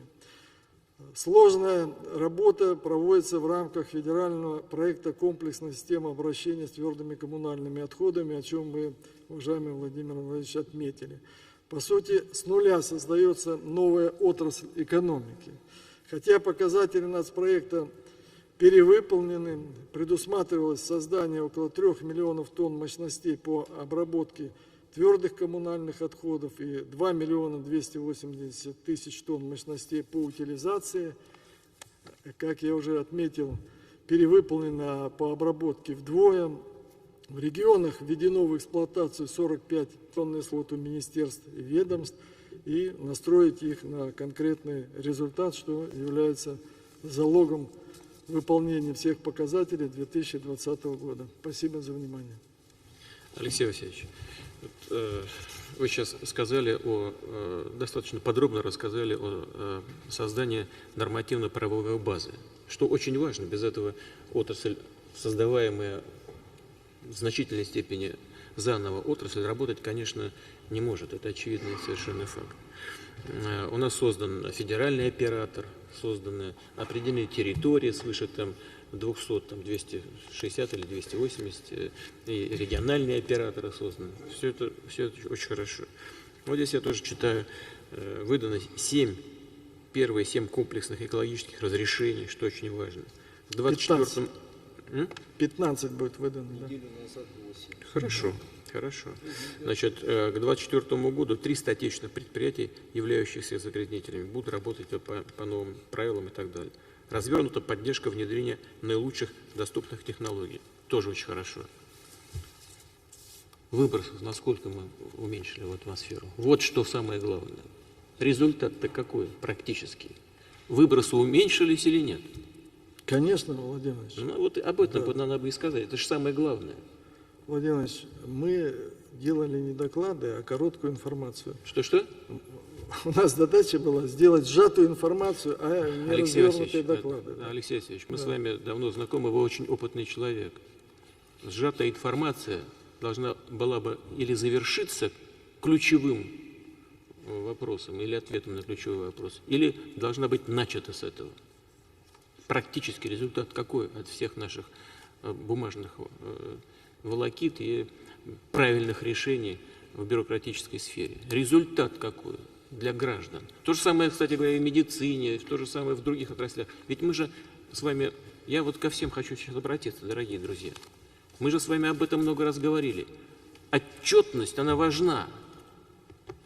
бумажное, но как необходимые условия для достижения важного результата, конечного. Где конечный результат? Вот мы о чем должны говорить. Либо начать с этого, либо этим закончить. И я вас прошу вот это иметь в виду. Потому что просто так, это, откровенно говоря, это то, о чем и я, и председатель правительства много раз говорили. Но людям это неинтересно. Но поверьте мне, вы и сами знаете, вы же и здесь работали уже, и губернатором работали. Людям это все равно. Какие там мы приняли законы, нормативы, создали опять какие-то организации. Понимаете, им важен результат. Дышать можно в конкретном городе? Или опять нужно форточки закрывать, так, и маску одевать? Вот что важно. Я вас прошу это иметь в виду по каждому направлению работы. Мутко, пожалуйста. Спасибо. Уважаемый Владимир Владимирович, уважаемый Дмитрий Анатольевич, коллеги, одной из национальных целей к 2024 году мы должны будем увеличить и обеспечить не менее 5 миллионов семей ежегодно жильем. Это вот конкретная цель, которая очень амбициозная поставлена. Основным инструментом для решения этой задачи, вот, разработанной и принятой, является как раз национальный проект «Жилье и городская среда». По объему ввода жилья к 2024 году мы должны достигнуть роста в 1,6 раза по сравнению с прошлым годом. Безусловно, для этого сосредоточены определенные организационные, кадровые ресурсы, разбитые показатели все по субъектам Российской Федерации, подписаны соглашения, и эта работа была, значит, запущена. Строящее жилье, конечно же, должно быть востребовано людьми. Основным механизмом формирования рыночного спроса является ипотечное кредитование. Безусловно, этот проект, он, в принципе, направлен на то, что большинство граждан должны приобретать это жилье. Одним из механизмов является ипотечное кредитование. Мы ставили задачу по национальному проекту уже к 2024 году. Ипотека должна быть ниже 8%, около ипотечных кредитов в районе 2,3 миллиона. Это практически с 1,1 миллиона в 2017 год. Безусловно, значит, практически снижение на одну ставку ставки ипотечного кредитования приводит к повышению спроса на 3-4%. Этот год показатель был очень серьезный, 8,9%, но он завязан на многие макроэкономические показатели. И, к сожалению, мы видим, что в этом году средняя ставка по году будет около 10%, что, безусловно, повлекло за собой снижение и востребованность где-то до 10-14% ипотечных кредитов. Но вот в последнее время, благодаря решениям, принятым Центральным банком, правительством Российской Федерации, ставка очень динамично начала снижаться. На сегодняшний день она уже достигла показателя 2020 года где-то 8,7%. Мы рассчитываем, что этот тренд будет продолжен в следующем году и, естественно, конечно, даст возможность серьезного притока, прежде всего, средств в жилищное строительство. Конечно, здесь ряд мер, которые правительство приняло. Это, прежде всего, дополнительную поддержку выпустили ипотечные облигации Дом РФ, в которые уже участвуют все ведущие банки. Ряд еще решений, связанных с стандартами ипотечного кредитования и другими, которые, на наш взгляд, позволили вот такой сохранять сейчас тренд. Конечно же, ипотека — это сегодня для большинства граждан где-то до 50% с такой ставкой может быть доступна, но, безусловно, значит, те меры, которые сейчас правительство принимает, и это уже Татьяна Алексеевна говорила, поддержка ипотечная, поддержка наших семей, поддержка ставки по ипотекам, это выплаты субсидий 450 тысяч рублей для семей, в которых родились третий и последующий ребенок. В декабре, по вашему поручению, запущена программа по ипотеке под 2% для молодых семей в Дальневосточном федеральном округе, получателей Дальневосточного гектара, ряд еще решений. Однако надо отметить, Владимир Ильич, то, о чем вы сейчас как раз и говорили, что, к сожалению, ипотечный рынок — это только один из элементов жилищной политики. Вот в соответствии с вашим поручением сейчас правительство прорабатывает вопрос обеспечения жильем граждан, которые имеют невысокий уровень доходов, могут приобрести жилье в собственность. Это развитие сегмента некоммерческой аренды, субсидирование арендной платы, ставки за счет средств бюджета являются, может быть, таким важным решением. По нашим подсчетам, где-то здесь около 30-40 миллионов квадратных метров жилья, которые мы могли бы по этой программе построить. И, безусловно, мы рассматриваем необходимость погружения в национальный проект вот такого целого раздела, как раз вот обеспечения социального жилья. До 60% с мерой поддержки это строится по ипотечному кредитованию, до 40% граждан не смогут взять ипотеку, и им требуется поддержка. Конечно же, начало реализации проекта совпало с масштабной реформой долевого строительства, целью которой они подняты, это защитить сегодня средства граждан.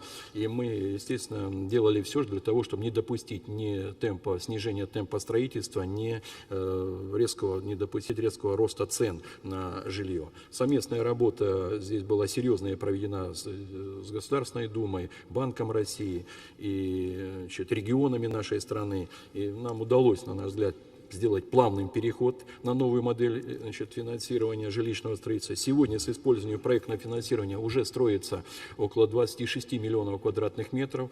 Из 109, которые сегодня в стройке, банками открыты кредитные линии на 820 миллиардов. До конца года мы должны будем, где-то по нашим расчетам, до триллиона рублей. Хотел бы напомнить, что в 2024 году эта сумма должна быть 7 триллионов рублей. То есть мы должны средства граждан заместить проектным финансированием с использованием скровых счетов.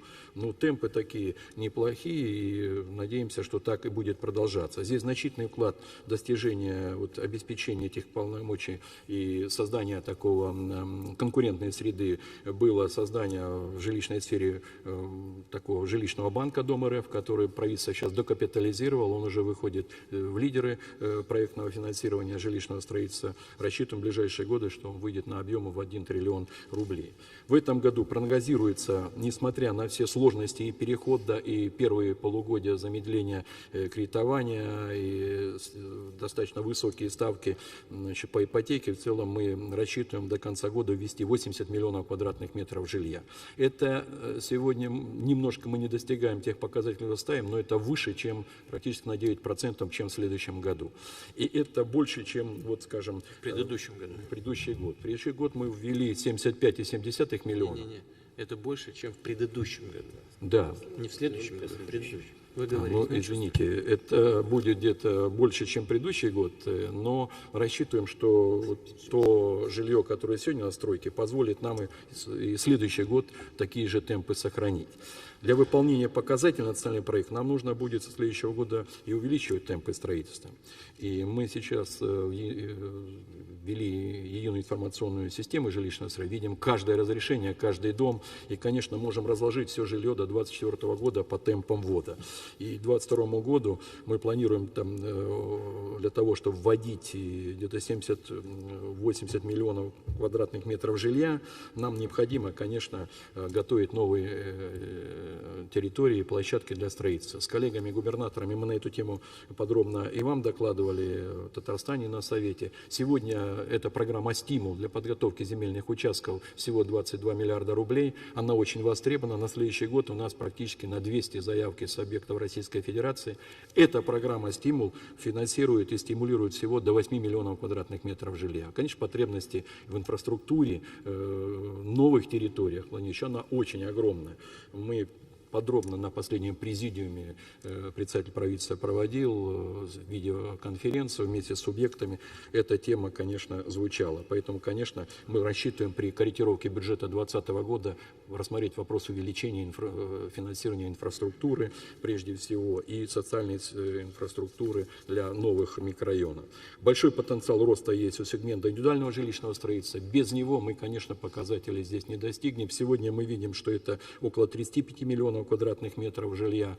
У нас эффект дачной такой амнистии, он завершается. Естественно, конечно, нужно строить индивидуальное жилье. Потребность здесь значительная, и мы сейчас работаем в правительстве над новой программой индивидуального жилищного строительства. В этом году в Белгородской и Липецкой области выделены ресурсы, проводим эксперимент, где сегодня вовлекается и финансирование под подготовку инженерных территорий, и, конечно, прежде всего, стимулирование ставки по кредитам.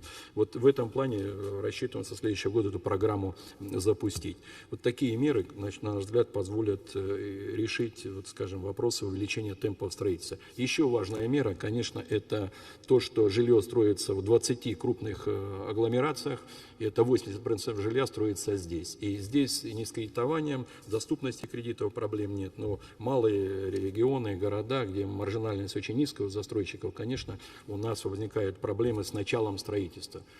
И банки даже таким застройщикам очень слабо дают кредиты. Вот мы рассматриваем ряд мер, связанных со стимулированием начала строительства вот в этих регионах страны.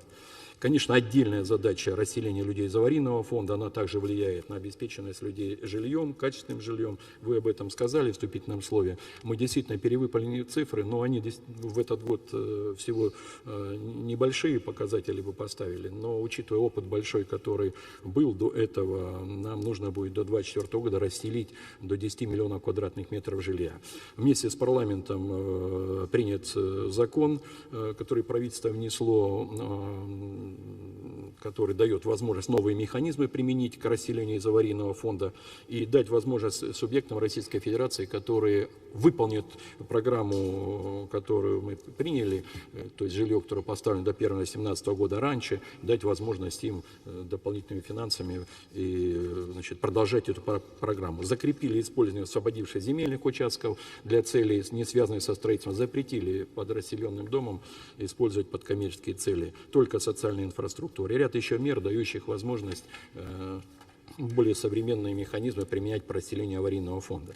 Конечно же, нужно будет строить много, но, как вы действительно ставили серьезную задачу, строить это в хорошей среде, строить современное жилье, эффективное жилье по новым стандартам. Поэтому нацпроектом очень большое внимание уделяется федеральному проекту создания современной комфортной среды. В рамках его уже принят стандарт комплексного развития территории. Пока он у нас рекомендательный характер носит, в течение 2 лет мы хотим его сделать обязательным, потому что очень много подзаконных актов. Но то, что уже построено, правительство приняло специальную программу, утвердило методику индекса качества городской среды. Мы по этой методике оценили индекс качества всех городов, 1114, и увидели, что сегодня по нему всего 23% городов имеют благоприятную городскую среду. Наша задача повысить данный индекс к 2024 году на 30%. Здесь, конечно, очень главное такое в 2 раза увеличить показания, но самое главное вовлечь граждан вот в эту работу и делать это все на основании опросов граждан и согласовывая с ним соответствующие проекты. В этом году мы показатели все выполнили. Было благоустроено 14 212 таких общественных пространств и дворов. Еще, значит, запущен инструмент всероссийский конкурс малых и городов исторических поселений. Здесь мы приняли решение на ближайшие 3 года провести в этом году конкурс и сделать все, чтобы же города, малые исторические поселения также, значит, могли в этой программе участвовать. Важно, еще раз скажу, что здесь сами граждане участвуют. Поэтому в целом, надеюсь, проект очень востребован, жилье городская среда, вот за исключением, может быть, вот этого главного показателя, что мы планировали 88 миллионов квадратных метров, в целом он реализован. Ну вот с учетом перехода мы считаем, что показатели достаточно неплохие. Но если в следующий год не начнем закладывать больше жилья, конечно, 23-24 год могут быть, ну, скажем, сложные для нас. Спасибо. Я согласен с вашими оценками. Действительно, мы планировали за 80 миллионов квадратных метров строить, но это еще фактически все планы у нас верстались до начала перехода строительства жилья с использованием средств граждан, привлекаемых по договорам долевого строительства, к банковскому финансированию с использованием скрытых счетов. Это правда. И на самом деле были большие опасения, что серьезным образом объемы, темпы строительства жилья могут упасть. Этого не произошло. Да, целевых показателей изначальных, может быть, и не достигли, но темп в целом не потерян. Мы увеличили объемы строительства прошлого года. На мой взгляд, это уже хороший показатель. Важно, конечно, что в процесс благоустройства городов включилось достаточно много людей. Около 4 миллионов человек по стране приняли участие в проведении организации различных конкурсов по благоустройству. Я думаю, что это одна из положительных причин того, хороших причин того, что и количество городов с благоприятной средой по различным там показателям и индексам у нас увеличилось. И это, прежде всего, на мой взгляд, результат привлечения людей к конкурсам на проекты по благоустройству. А их всего было проведено свыше 5000 таких конкурсов. Ну и, конечно, очень важно и дальше работать над снижением ставки по ипотеке. То, что она вот к концу года снизилась на уровень средний меньше 9%, это, мне кажется, очень хороший показатель. Я бы просил и Минфин, конечно, и Банк России, и профильные ведомства самым внимательным образом за этим наблюдать. И, разумеется, есть фактические показатели, связанные с расселением аварийного жилья. Это более чем в 3 раза превышен первоначальная планка. Это, конечно, нельзя не отметить как положительный результат. Хочу вас за это поблагодарить. Да. Пожалуйста, Алексей Леонидович. Уважаемый Владимир Владимирович, уважаемые коллеги, Счетная палата ведет мониторинг выполнения национальных целей, национальных проектов. Сегодняшнее заседание по названию посвящено реализации национальных проектов. Но в 204 указе, конечно, на первом месте стоит выполнение и достижение национальных целей. Их 9. Сейчас динамика по национальным целям не везде позитивная. У нас есть и по естественному приросту, по бедности, по росту экономики значение ниже, чем дано в указе. По ряду национальных целей до сих пор отсутствуют методики расчета и наблюдения за показателями. Сегодня уже стало понятно, что достижение и выполнение национальных проектов не приведет к достижению национальных целей. Достижение национальных целей требует более широкого инструментария и дополнительных мер. Правительство приняло единый план, разработанный и который, по сути, пока не является планом, он не настолько детален и разбит по мероприятиям. Я знаю, сейчас готовятся планы по достижению отдельных национальных целей, более подробные, но пока их нет. Получается, что у нас уже прошло четверть срока, на который был рассчитан национальные работы по национальным целям. Пока этих планов до конца нет. И, конечно, получилось, что у нас нацпроекты подготовлены раньше, чем стал достигнут определенность по выполнению национальных целей. Я бы предложил в связи с этим провести отдельное заседание, где сконцентрироваться только на национальных целях, и, может быть, там мы тоже увидели бы специфические вопросы, которые сегодня не прозвучали. Второй вопрос, который бы отметил, это достижение темпов экономического роста уже с 2021 года до 3 и выше процентов. По мнению экспертов, потенциал экономического роста в России сейчас около 1,5–2%. И он, в общем, скорее всего, инерционно сохранится на ближайшие годы. Счетная палата считает маловероятным, что в 2021 году мы превзойдем 3% роста и затем устойчиво закрепимся на этой позиции. В силу того, что считаем недостаточным проведение определенных структурных институциональных реформ, которые бы дали такой устойчивый рост. Национальные проекты при их выполнении не дают такой критической массы, таких шагов, которые бы вывели нас на эту траекторию роста.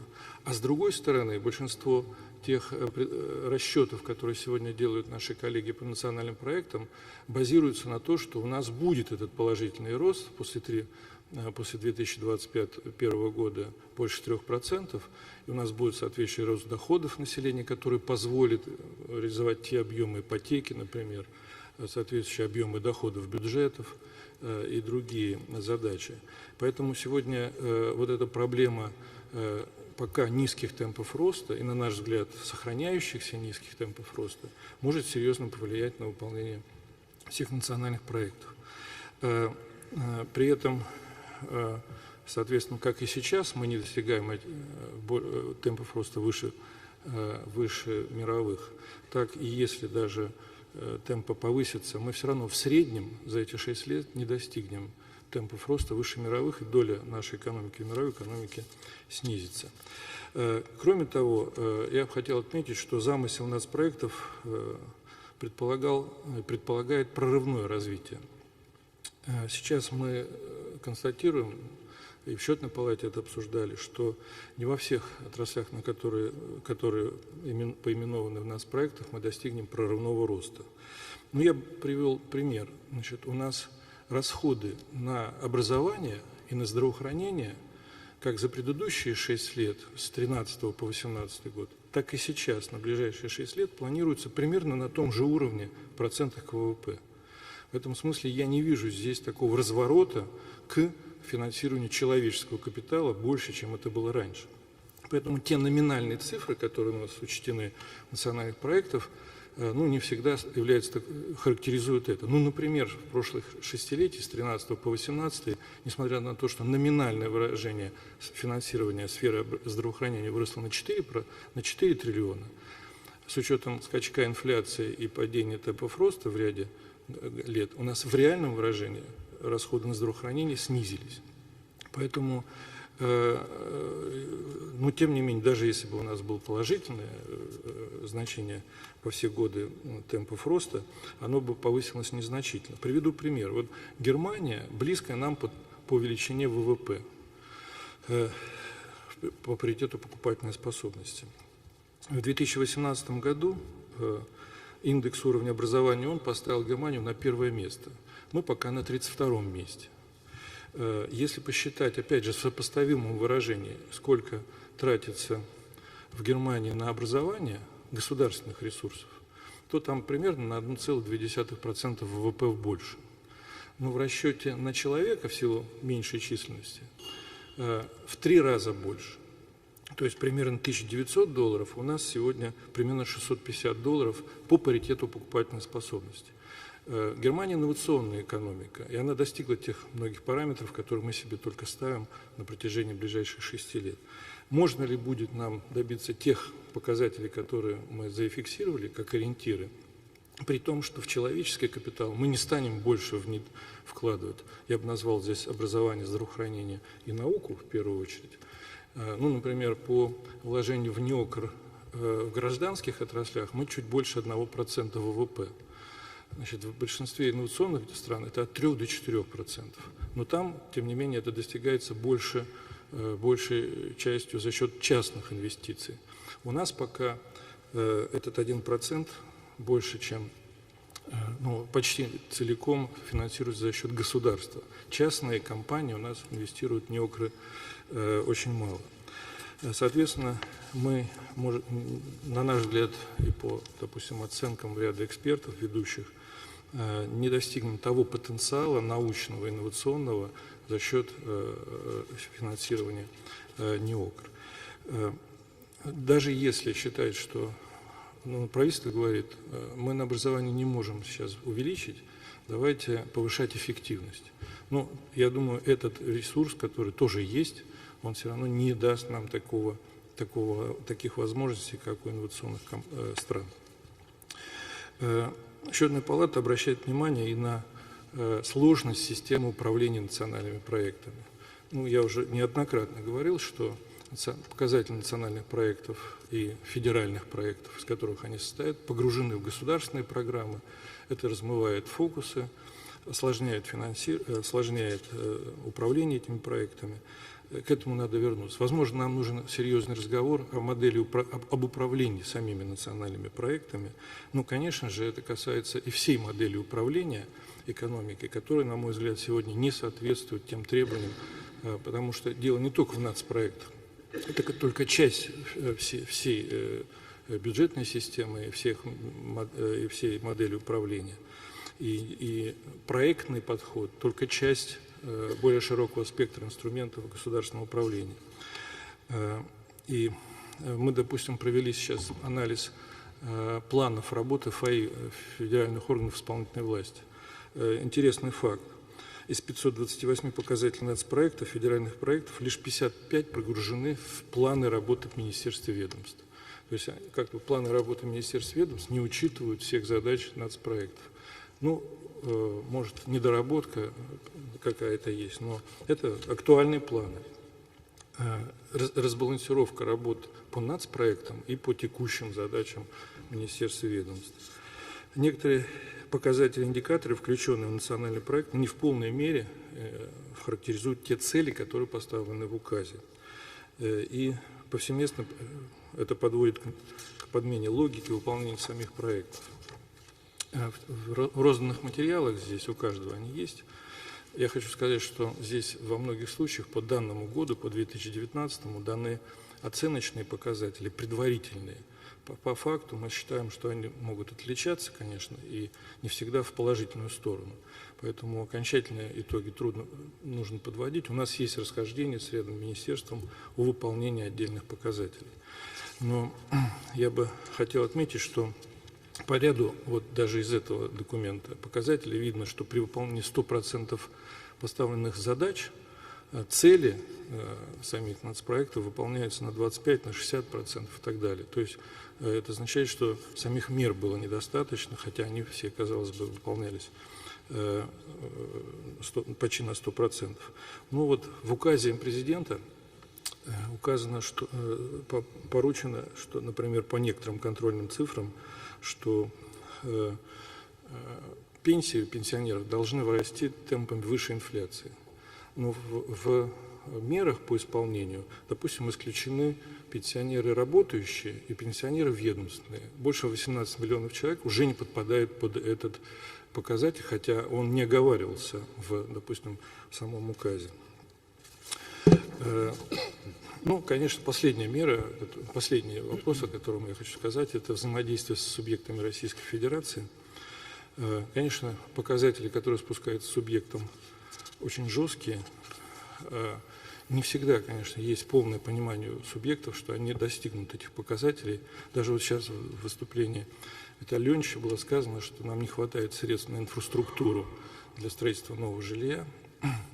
Так и субъекты, подписывая многие соглашения, не до конца понимают, как они их исполнят, но один губернатор мне сказал, что на коленях подписывали эти соглашения, считая, что в ходе уже работы дальнейшей будут добавлены ресурсы или будут изысканы где-то дополнительные ресурсы.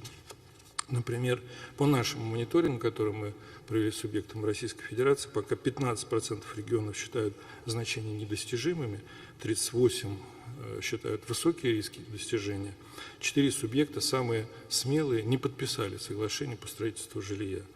На 1 декабря 64 региона не подтвердили установленные Минстроем показатели по вводу жилья.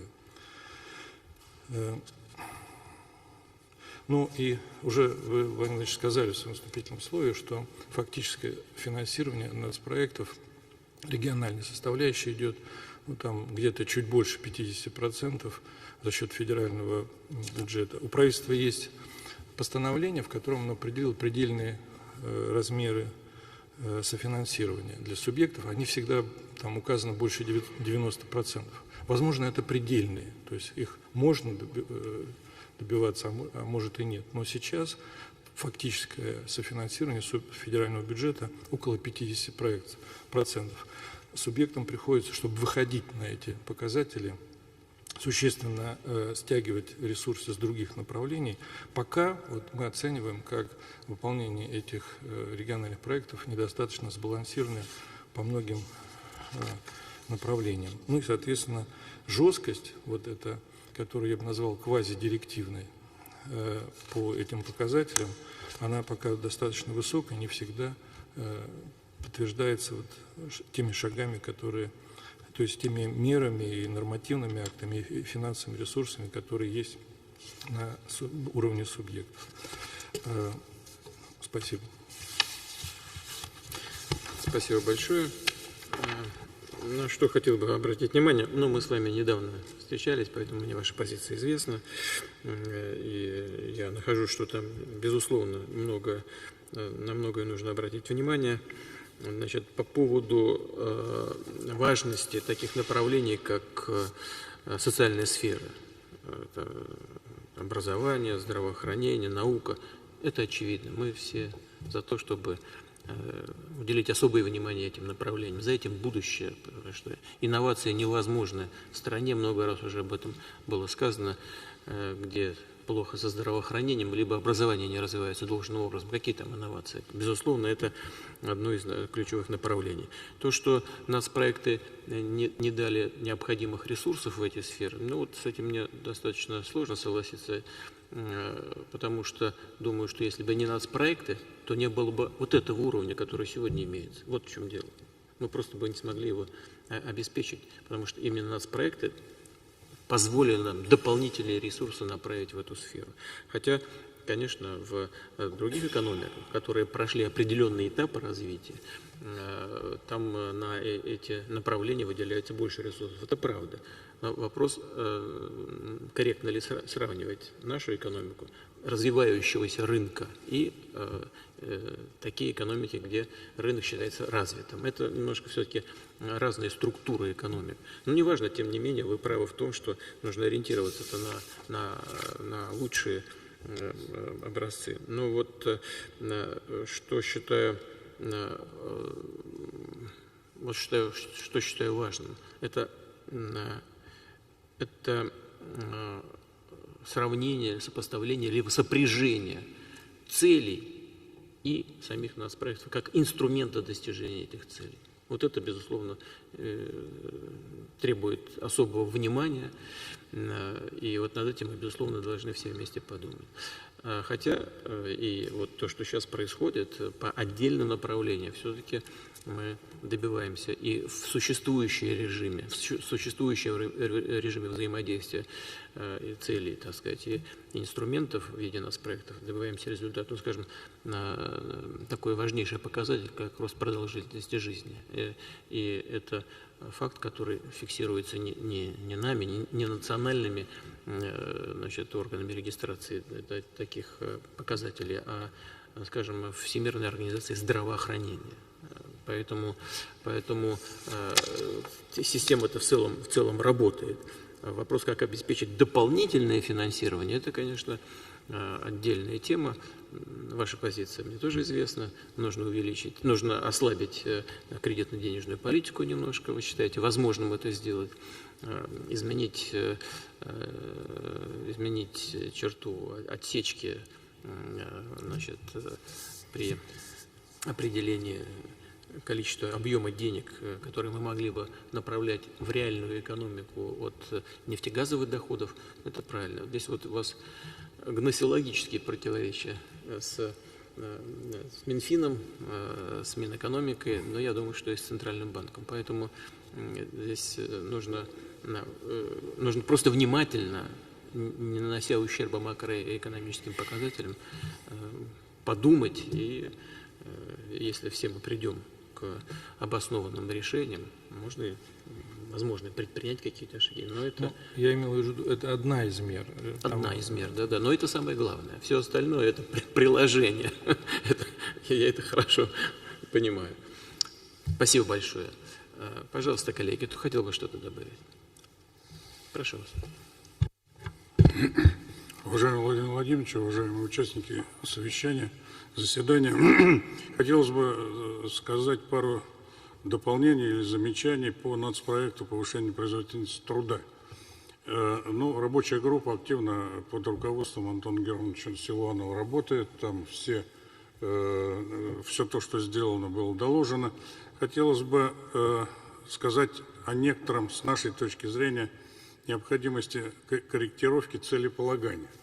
Потому что сейчас предусмотрено, что формирование перечня административно-правовых ограничений для роста производительности труда в сферах промышленная безопасность, трудовое законодательство, техническое регулирование.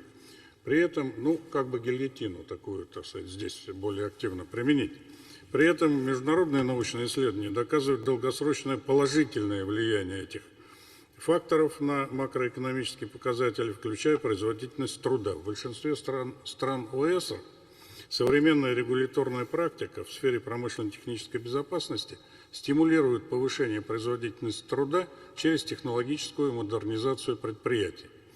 Кроме того, отнесение промышленной безопасности, трудового законодательства и технического регулирования к негативным факторам влияния на производительность труда противоречит задачам целей в области устойчивого развития, которые были приняты государственными членами ООН, Россией в частности. Промышленная безопасность, техническое регулирование призвано охранять жизнь, здоровье и безопасность граждан, а трудовое законодательство устанавливает государственные гарантии трудовых прав и свобод граждан, создание благоприятных условий труда, защиту прав и интересов как работников, так и работодателей. Поэтому в этом смысле, по этой теме, я думаю, что можно было бы предусмотреть, безусловно, разумную, но корректировку вот, так сказать, этого целеполагания. И второй момент, связанный с повышением производительности труда, это стимулирование работников к повышению производительности труда. Сегодня это достаточно слабо проявляется, потому что работник во всех пока проработках является в лучшем случае субъектом, но не активным участником этого процесса.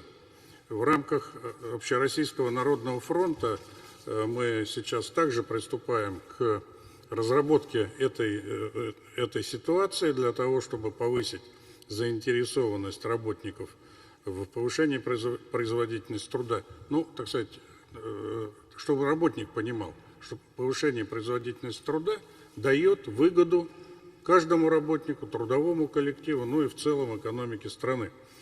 И, в принципе, есть два основных способа это сделать. Это вовлечение работников в процесс принятия решений в организации, совершенствование там, коллективных договоров, участие в органах управления предприятием или организацией и усиление стимулирующей роли заработной платы путем установления современных систем оплаты труда.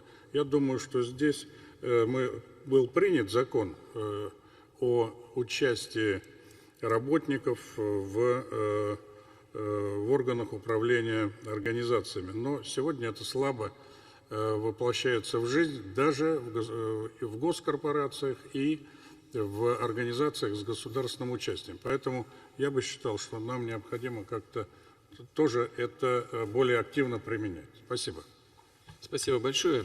Уважаемые коллеги, мы будем, наверное, завершать, потому что, в принципе, со всех сторон к проблеме подходы были. В целом понятно, в каком положении находится наша совместная работа, понятно, куда двигаться. Значит, я просил бы вас не ослаблять просто внимание ко всем этим ключевым моментам развития. Вот думаю, что нам нужно будет уже совсем в рабочем формате собраться пообсуждать на некоторые вопросы, которые Алексей Леонидович поднял. Ну, например, вопрос, связанный с сопряжением национальных целей и национальных проектов как инструмента достижения этих целей. Здесь нужно, чтобы никаких зазоров не было. Если какие-то механизмы нам нужно поправить, тогда, безусловно, к этому нужно подойти серьезно, поговорить на эту тему и, если необходимо, внести коррективы. Ну и что самое главное, хотел бы завершить тем, о чем мы многократно говорили. Постановления, законы, нормативная база, создание инфраструктуры и так далее, это только способ, инструмент достижения конечной цели. Конечная цель – это улучшение реального состояния. В области здравоохранения очередей должно быть поменьше. Ну, как пример, так, продолжительность жизни должна дальше увеличиваться. В области там, окружающей среды выбросов должно быть меньше. Мы должны это все наблюдать. С мусором надо разобраться, чтобы уже люди не просто на бумажку смотрели, там, что у них тариф вырос там, в несколько раз или в какие-то проценты, а что чище стало на площадках и так далее, и так далее. Практически нужен результат от этой работы, иначе грош цена всему тому, что мы делаем. Вот я хочу вас нацелить на вот этот практический результат. Еще раз хочу об этом сказать. Спасибо.